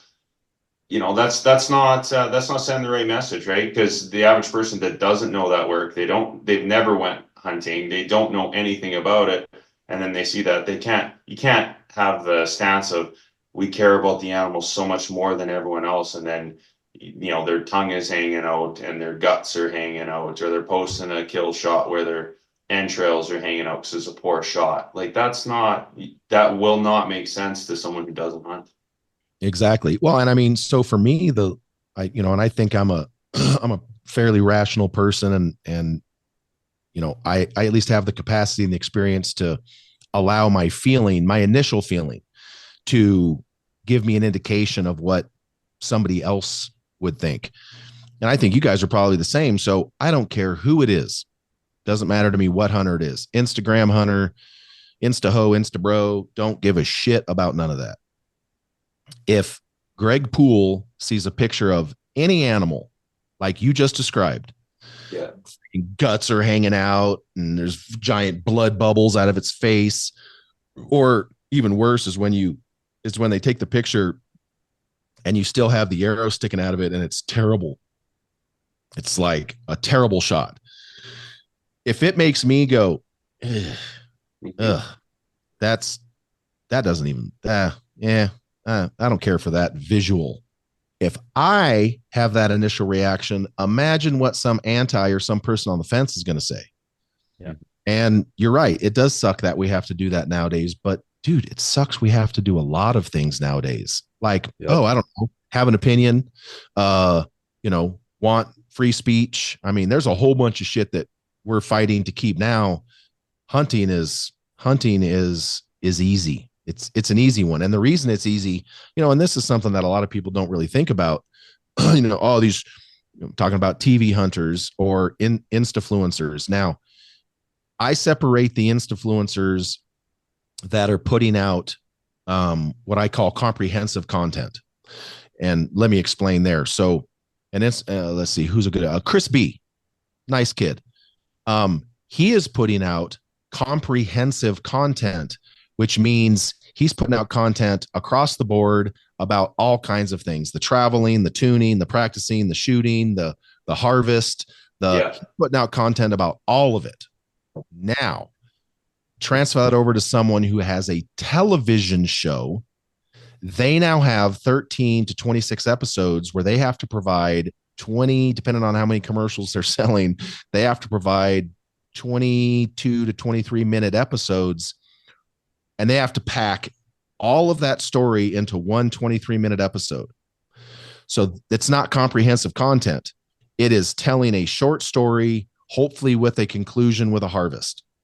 That's a huge difference than a guy like Chris B, who gets to have, because he's on YouTube, he can have 5 episodes that are 25 minutes long telling the story of working up to and all this kind of other stuff. And so that's why you're seeing such a big transition right now from hunting television, which next year's it's going to be getting a facelift and it's not going to be a good one. But that's why you see people that like a Chris B that are putting out that kind of stuff. And there's lots of other ones. I know Chris, he's a good kid, nice guy. So, I mean, there's lots of them. Hunting Public, there's bunches of them. Those guys are awesome. Yeah. Yeah. So I just picked out Chris because I know him and it was quick in my head.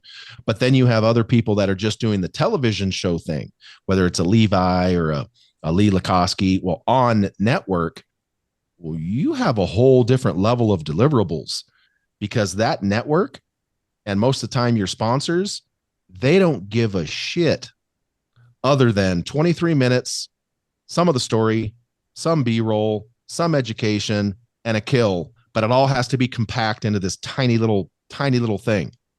And how many television shows do you think are sustainable and do very well when they don't kill no animals? Yeah, they don't. And so I'm not making excuses for some of the wild shit some TV show guys have done, but the amount of, and I'm not dismissing it whatsoever, but the amount of pressure that they're under to harvest animals so that they can have a conclusion to their particular episode is immense. It's absolutely immense. And people don't necessarily want to understand that. They just think it's all freaking love, peace, and chicken grease. And they're just freaking printing money, and they got all the archery hose they can handle. And, they show up to a place and the guide goes, yeah, your deer will be coming out over there at 3:14 p.m. So head on out there about 2 and get your snacks and get all your stuff going, and you'll be good to go. Not saying that doesn't happen, but that is not the norm. I'm sorry. That is not the way it works.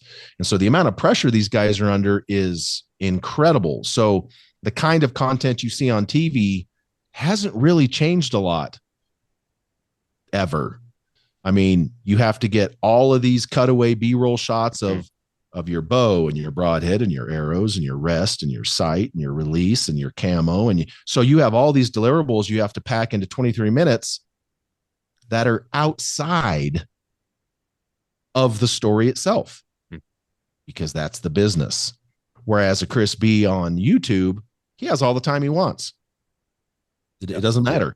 It doesn't. And you could, like you said, you could continue it on through other episodes. And like we have friends who are getting into that space, and they transition from YouTube to television, and it's a tough gig. Well, it's not easy. That ship's about to take a big turn next year. Yeah. So, I always feel anyway that like you're going to get more out of like the internet, like YouTube, than you will. I don't even know like who even like, obviously there is people, but I mean, I don't really watch YouTube or TV too much, so I can't really speak on it. But I mean, I don't like. There's a lot of people even tune into like Sportsman Channel and all that anymore compared to like YouTube. It's fallen off a whole bunch, a whole bunch. Now, granted, your Lee Lakowskis, your Jim Shockeys, they're still going to pull decent numbers. They're not going to pull even close to the kind of numbers they do on their YouTube channel or their social media accounts that they do on network. Number one, the network has started to cut down so hard on what you see on network that, a lot of them are not allowing impacts. Like you got to cut away before the impact. They don't, no blood, no tongues hanging out. I mean, they have a lot of restrictions. YouTube is starting to kind of get there to where they're like, look, we don't want to, to your point, we don't want to see the entrails dragging out the bottom. Try to keep it classy. Just because it's real doesn't mean that we need to show it type stuff. So it is getting there a little bit, but the amount of pressure that these TV show guys are under is immense because they have deliverables that they have to do. And like I said, I'm just going to preface it again. I'm not dismissing shithead behavior by television show people historically, because they've all, not every show, but it's always been that way. Whether it was back in the 90s when the guys were killing big bucks and freezing them and then going and putting them underneath a tree and doing a reenactment.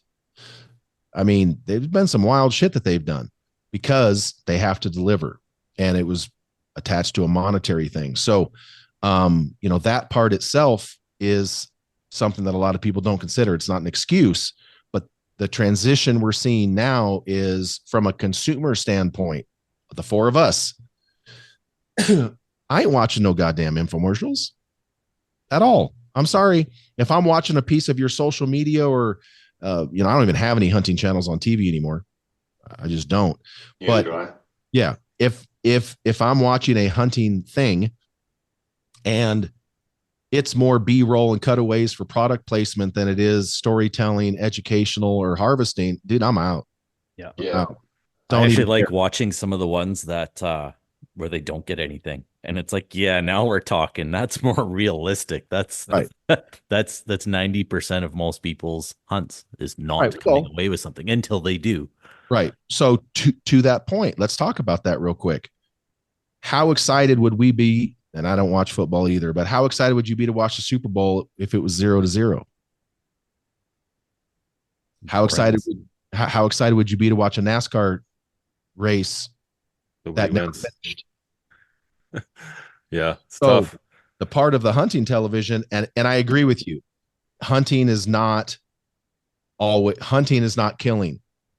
The problem is once you put something on TV, it is like the NFL is registered as an entertainment business, not a sports business. So once you have a hunting television show, you're not hunting anymore. You're in entertainment. I feel like that's going to be the real hard part as we move forward with like society and like their less and less acceptance of like those kill shots on TV and like even like platforms like YouTube and television where they just won't allow it as much as they did before, how do you really tell the story of hunting? Well, exactly. Without the kill shot. Well, not everybody wants to watch that. It's not going to get the clicks that it does when you have like Josh Bomar shooting a 220-inch whitetail that he's been following for 2 years. Do you know what I mean? Like he tells a story but then it has the kill shot. So then if he just had the story of this deer that he was following for 2 years and never killed it, you'd be like, well, what the fuck? Right. Well, and so here's, and look, love him, hate him or not, Josh is probably one of the best hunters I've ever met in my life. Yeah, my kid loves him. I never even watched any of his stuff. My kid he's always on. It's always on. He's always watching that. And it's like, and then you start watching it as well. And you're like, well, fuck, man. Like, yeah, that guy works fucking hard. But then it goes back to like, you're not going to get any results at anything you do in life if you're not willing to put in the work. It's just the reality of it. Right. No matter what you're doing, you fucking laying brick, you're not going to get the work of it. Doing anything in life. And Josh and Sarah don't even accept sponsorships. None sponsorships. None. Takes the pressure off. Well, I mean, at that point, what difference does it make if you're getting, like, you just use the shit you like to use? And I think that's better anyway. That's a lot more respectable too. Like when you're watching a channel and like you're saying, going back to the product placement stuff, that I don't want to tune into that.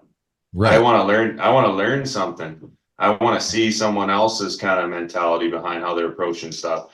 And those guys that, they are sponsored, that there is some vested interest to kind of massage things to work, right? To make sure that the perception is that's, oh, this is the way to go. Well, versus the person that this is what I use, this is why I'm using it. Right. That to me is a lot more honest and genuine, right? And that's why people are tuning in, because it's genuine. Yeah. Well, and the problem with that is this category is really what it is.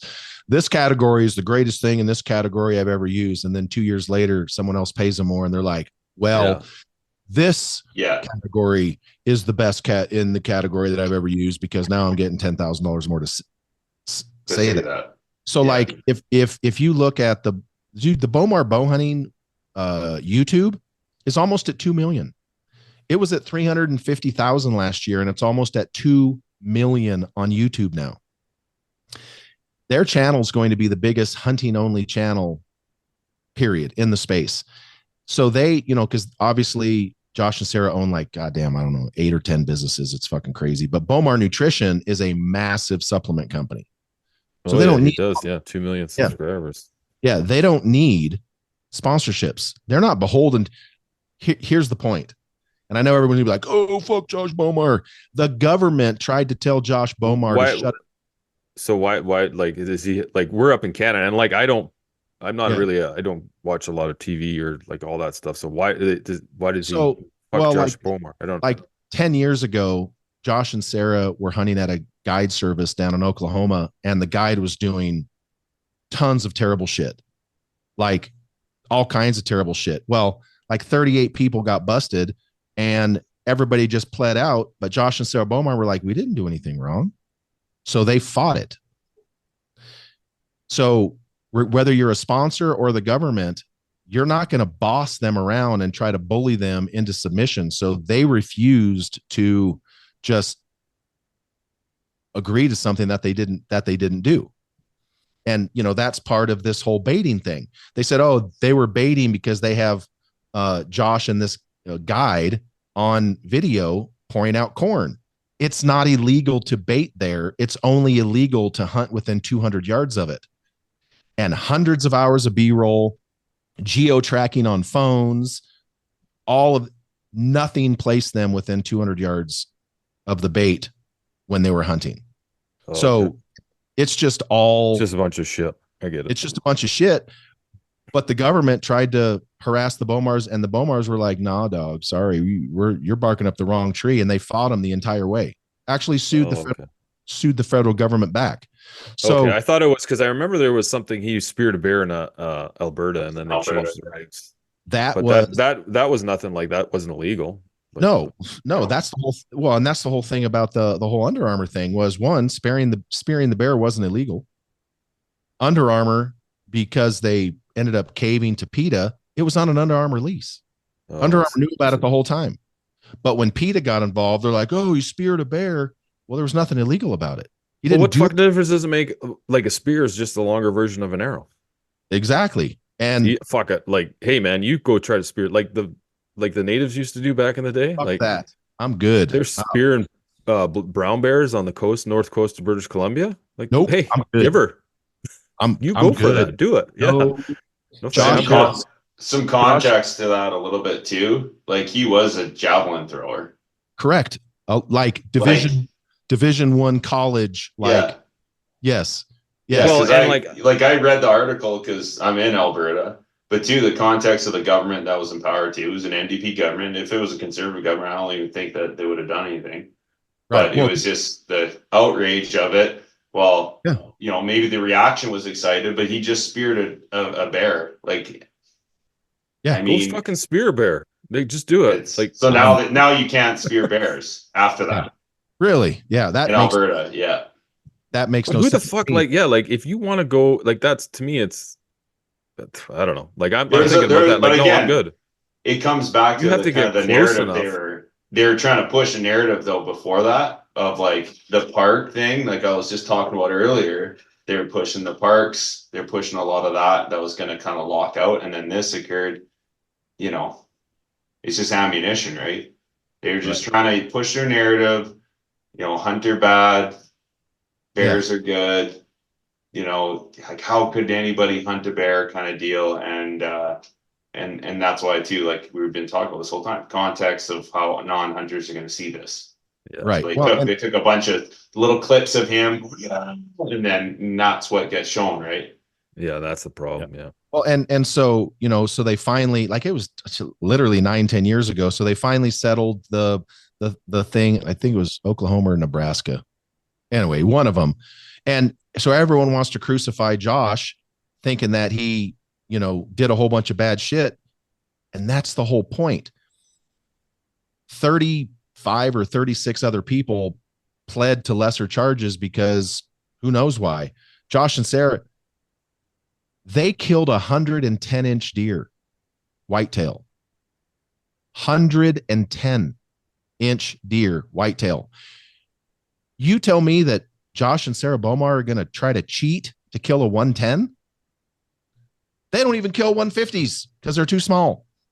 Yeah. But yet they're going to, it was just completely stupid. But that's, you know, that's kind of part of the hunting thing is, and look, people don't like Josh and Sarah because one, Josh was also a professional bodybuilder. Yeah, he's fucking jacked, that guy. He's jacked as shit. Sarah is fine as frog jacked hair. Too. She's drawing 70 pounds. 70. She's a real she, by the way. She's drawing 70 pounds. 70 pounds, a woman. I've watched it with my own eyeballs. And so they are incredibly successful. And yeah, they're easy targets. Josh is a meathead. He's a jock, but he's smart as shit. And he has more energy and more drive than most people I've ever met in my life. And, you know, like his truck caught on fire this last year while he was trying to burn because he manages all of his properties himself. And so he did something he probably shouldn't have and caught his own F-350 on fire. And everyone's like, oh, he did that for clout. He doesn't have to do that for clout. Oh, he did that for insurance money. They have $250,000 Phantom cameras. The fuck are you talking about? So people just want to hate. Yeah, but they do. Josh, but they do that in everything though, man. Like anything. Fucking people Exactly. that's just human nature. If somebody sees you with something that they want to have, but they're not willing to do the work to get it, they just dog on you. That's the way life is. Yeah. And I mean, but people and the Bomars, they don't broadcast it, but the amount of charitable work that they do is off the fucking charts. They donate more money for shit than I make a year. Yeah.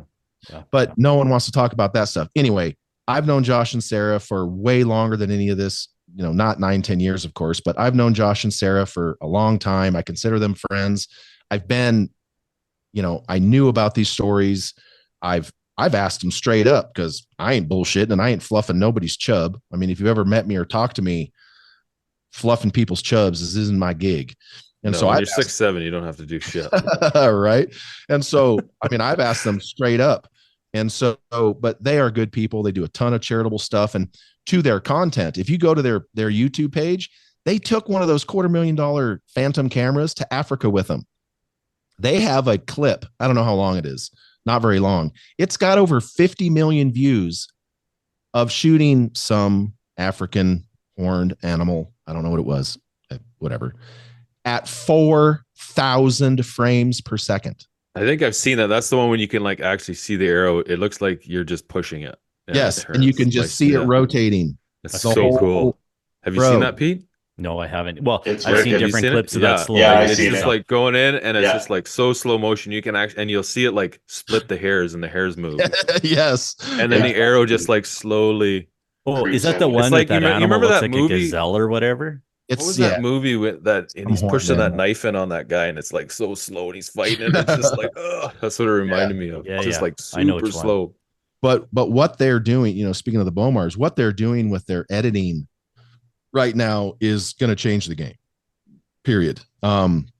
If you go look at those videos and you look at some of their other videos, I'm not going to mention any names, and people won't know who they are, but there is actually producers of other television shows and other media companies commenting on their content. How the hell are we supposed to compete with this? That's awesome. So Good for him. they are, you know, and look, Good for them. yeah, I'm the kind of guy that once I'm your friend and once you're my friend, unless you get caught doing some chomo shit, I got you. And I'm not going to cut off a friend just because other people tell me to and stuff. But if Josh and Sarah Bomar were as big a douchebags as some people out there think they are, I wouldn't be friends with them. Yeah, I when I see people that are successful, I just think, man, those guys must have worked really hard. Oh, to get dude, where they are. That's my first thought. Like, if you my follow first Josh, natural thought is like, man, they must have worked really hard to get where they are. Because I know how hard I worked to get where I am. Yeah, and like, it's just you get there with hard work. There's no other, like, it is what it is. and he has a ton of properties. He manages them himself. Guess why? Because he doesn't trust anybody else, because his grandfather is the one that taught him how to hunt. He's been killing giant deer with a homemade bow since he was a teenager. It's fucking ridiculous. It's ridiculous. Yeah. It's he ridiculous. probably loves it too. He probably has a lot of passion for it.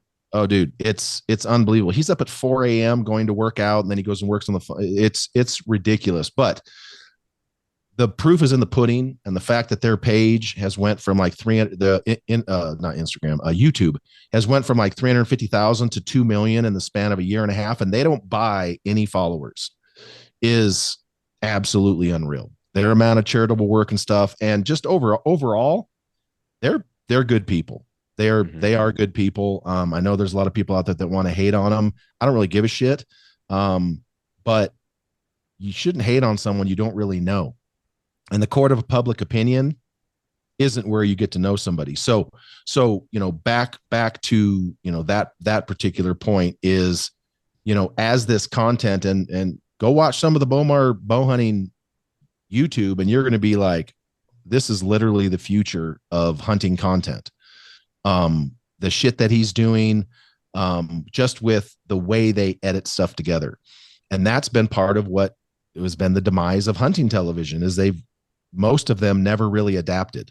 They never changed it up when they saw the change coming. This is the way we've always done it. Well, guess what? Next year, those channels are probably going to be more old Westerns than they are hunting, because there's some big names in archery hunting that are leaving hunting television next year. So that's all I'll say about that, but on air anyway. And so, you know, you have certain people that are reading the room. You know, the Lakoskis have always been on the forefront of it. Jim Shockey's kind of always been on the forefront of it. His son, Jim Shockey's son, Braylon, dude, that guy is so talented. It's ridiculous. He's actually the one that started helping Cam when Cam retired. And when I say retired, a lot of people out there don't realize that Cam worked for the city of Eugene or the state or whatever his entire career up until last year. Everything he did while working a 9-to-5 job. A lot of people don't understand that. And so he did finally retire.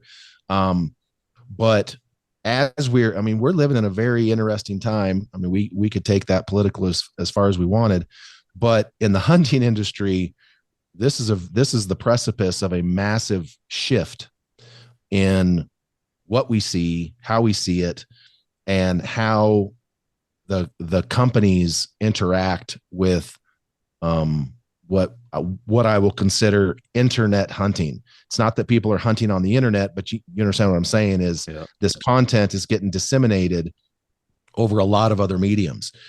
There's been other ones that have tried. YouTube is it right now. YouTube and Instagram, those are pretty much what most folks are going to start moving over to. I know that there's been other ones that have tried, but YouTube, Instagram's hammering down on everything. They've taken down our other page and everything. As soon as we kind of got over 10,000 followers, it just went poof. You guys are, what is it, copywriting? And it was literally no, we were promoting unethical behavior, so they shut the account down.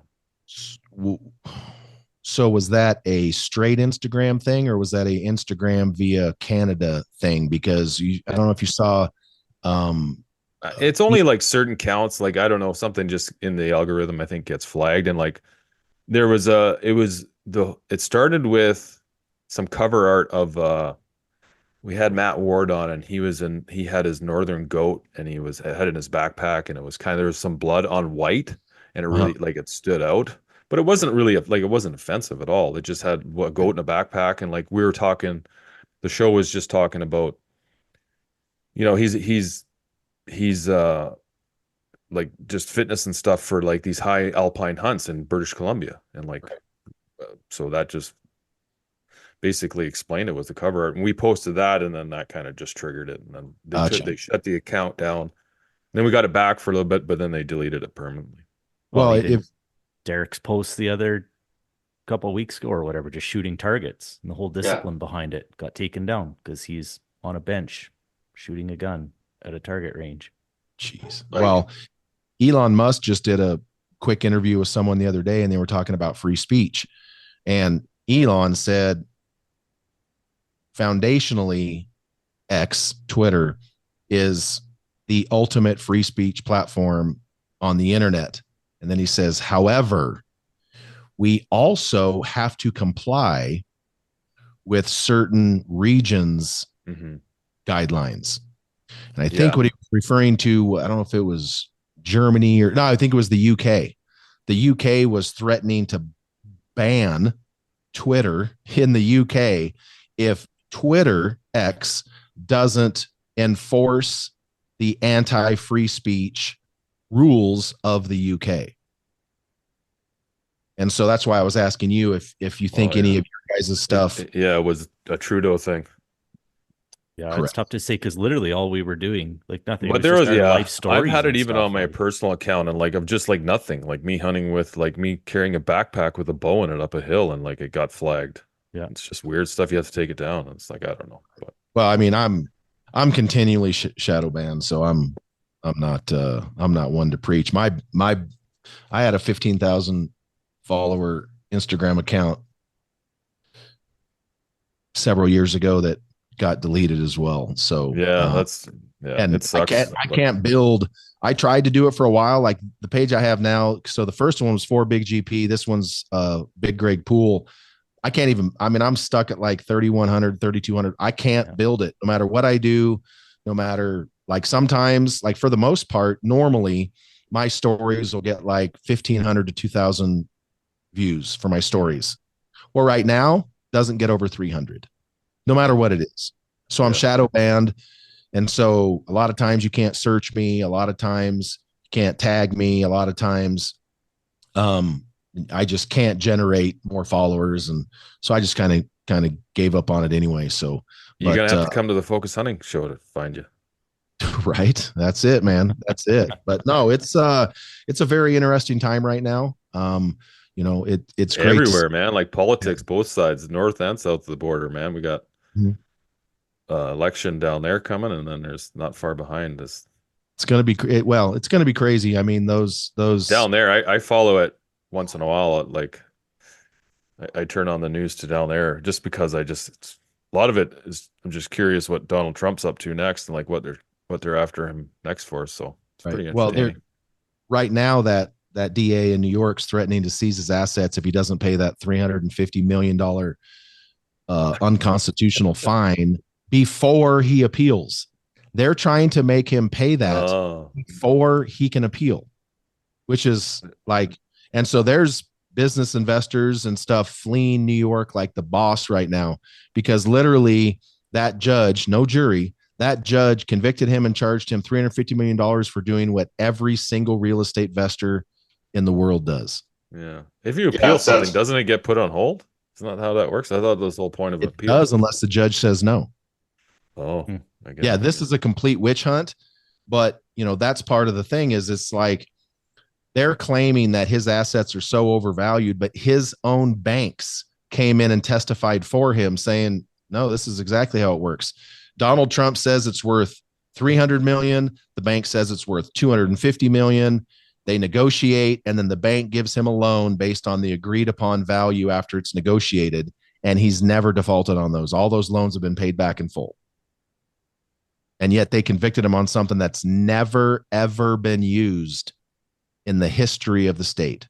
So the way, like, from the outside looking in, it looks to me like they just don't want him to run for president again. So they're just doing 100%. All this stuff. They just don't want him to. Yeah, 100%. Yeah. And he is dick stomping everybody everywhere he goes. He just absolutely destroyed Nikki Haley in her own state, but she's a neocon anyway. She's a wolf in sheep's clothing. And she was never going to win anyway. But no, he's absolutely crushing everyone. And yeah, they're going to keep trying. They're going to keep trying to do everything they can so he cannot run for president, which is super democratic. That's exactly the way a democracy works. But it is what it is. We'll just see what's happening. I just can't believe that. I can't believe where we've gotten. I can't believe where you guys have gotten. I mean, you see videos, you see videos of old blackface up there, giving interviews talking about how, we're not going to take your guns. And then literally 3-4 years later, he's like, no more guns. It's like, and then y'all reelected him? Like, no. Yeah. Easy there. Right. Exactly. Look at where, don't open that up with us. Exactly. Well, it's a sore spot. Well, yeah, it's like, it's like when my friends from Europe, it's like, well, you guys elected Joe Biden. And I'm like, well, let's not ruin a good thing. So yeah, no doubt. But I think we're going to wrap it up here. All right. We didn't really get into archery. I'm looking on my Instagram, put that thing out there, and I got, I don't know, 30 questions about archery here, but we're obviously not going to get into that today. So we can get into it now. And we can get into it now, and you can just use the first part of the footage. Well, I got a long run here today to do. So copy that. All right. Well, if you guys want to, my 2 hours. So you guys, we got to get into some arrow tuning stuff too. I've been waiting for this for a while, but I gotta take off. Yeah, well, let's chat, Greg. Maybe we can get you on next weekend or the weekend after, and we'll hit up just arrow stuff. Sounds good, buddy. Politics, we'll do it. Ethics out of it. All right. Thanks for having me on, guys. Absolutely. Okay, guys. We'll talk to you later. Great. Okay. Talk to you later. Bye. Gear up for the hunt and learn from the best with Deer and Deer Hunting Wednesdays at 10 p.m. Eastern on Waypoint TV. Tune in every week for expert hunting tips and unforgettable moments in the field. Waypoint TV, your destination for outdoor entertainment. A life that has the stories to back it. A life to be proud of. It's a Winchester life. Yeah, baby. 6'8" Western. Oh, mule deer, baby, right there. Tune in every Tuesday at 7 p.m. Eastern on Waypoint TV.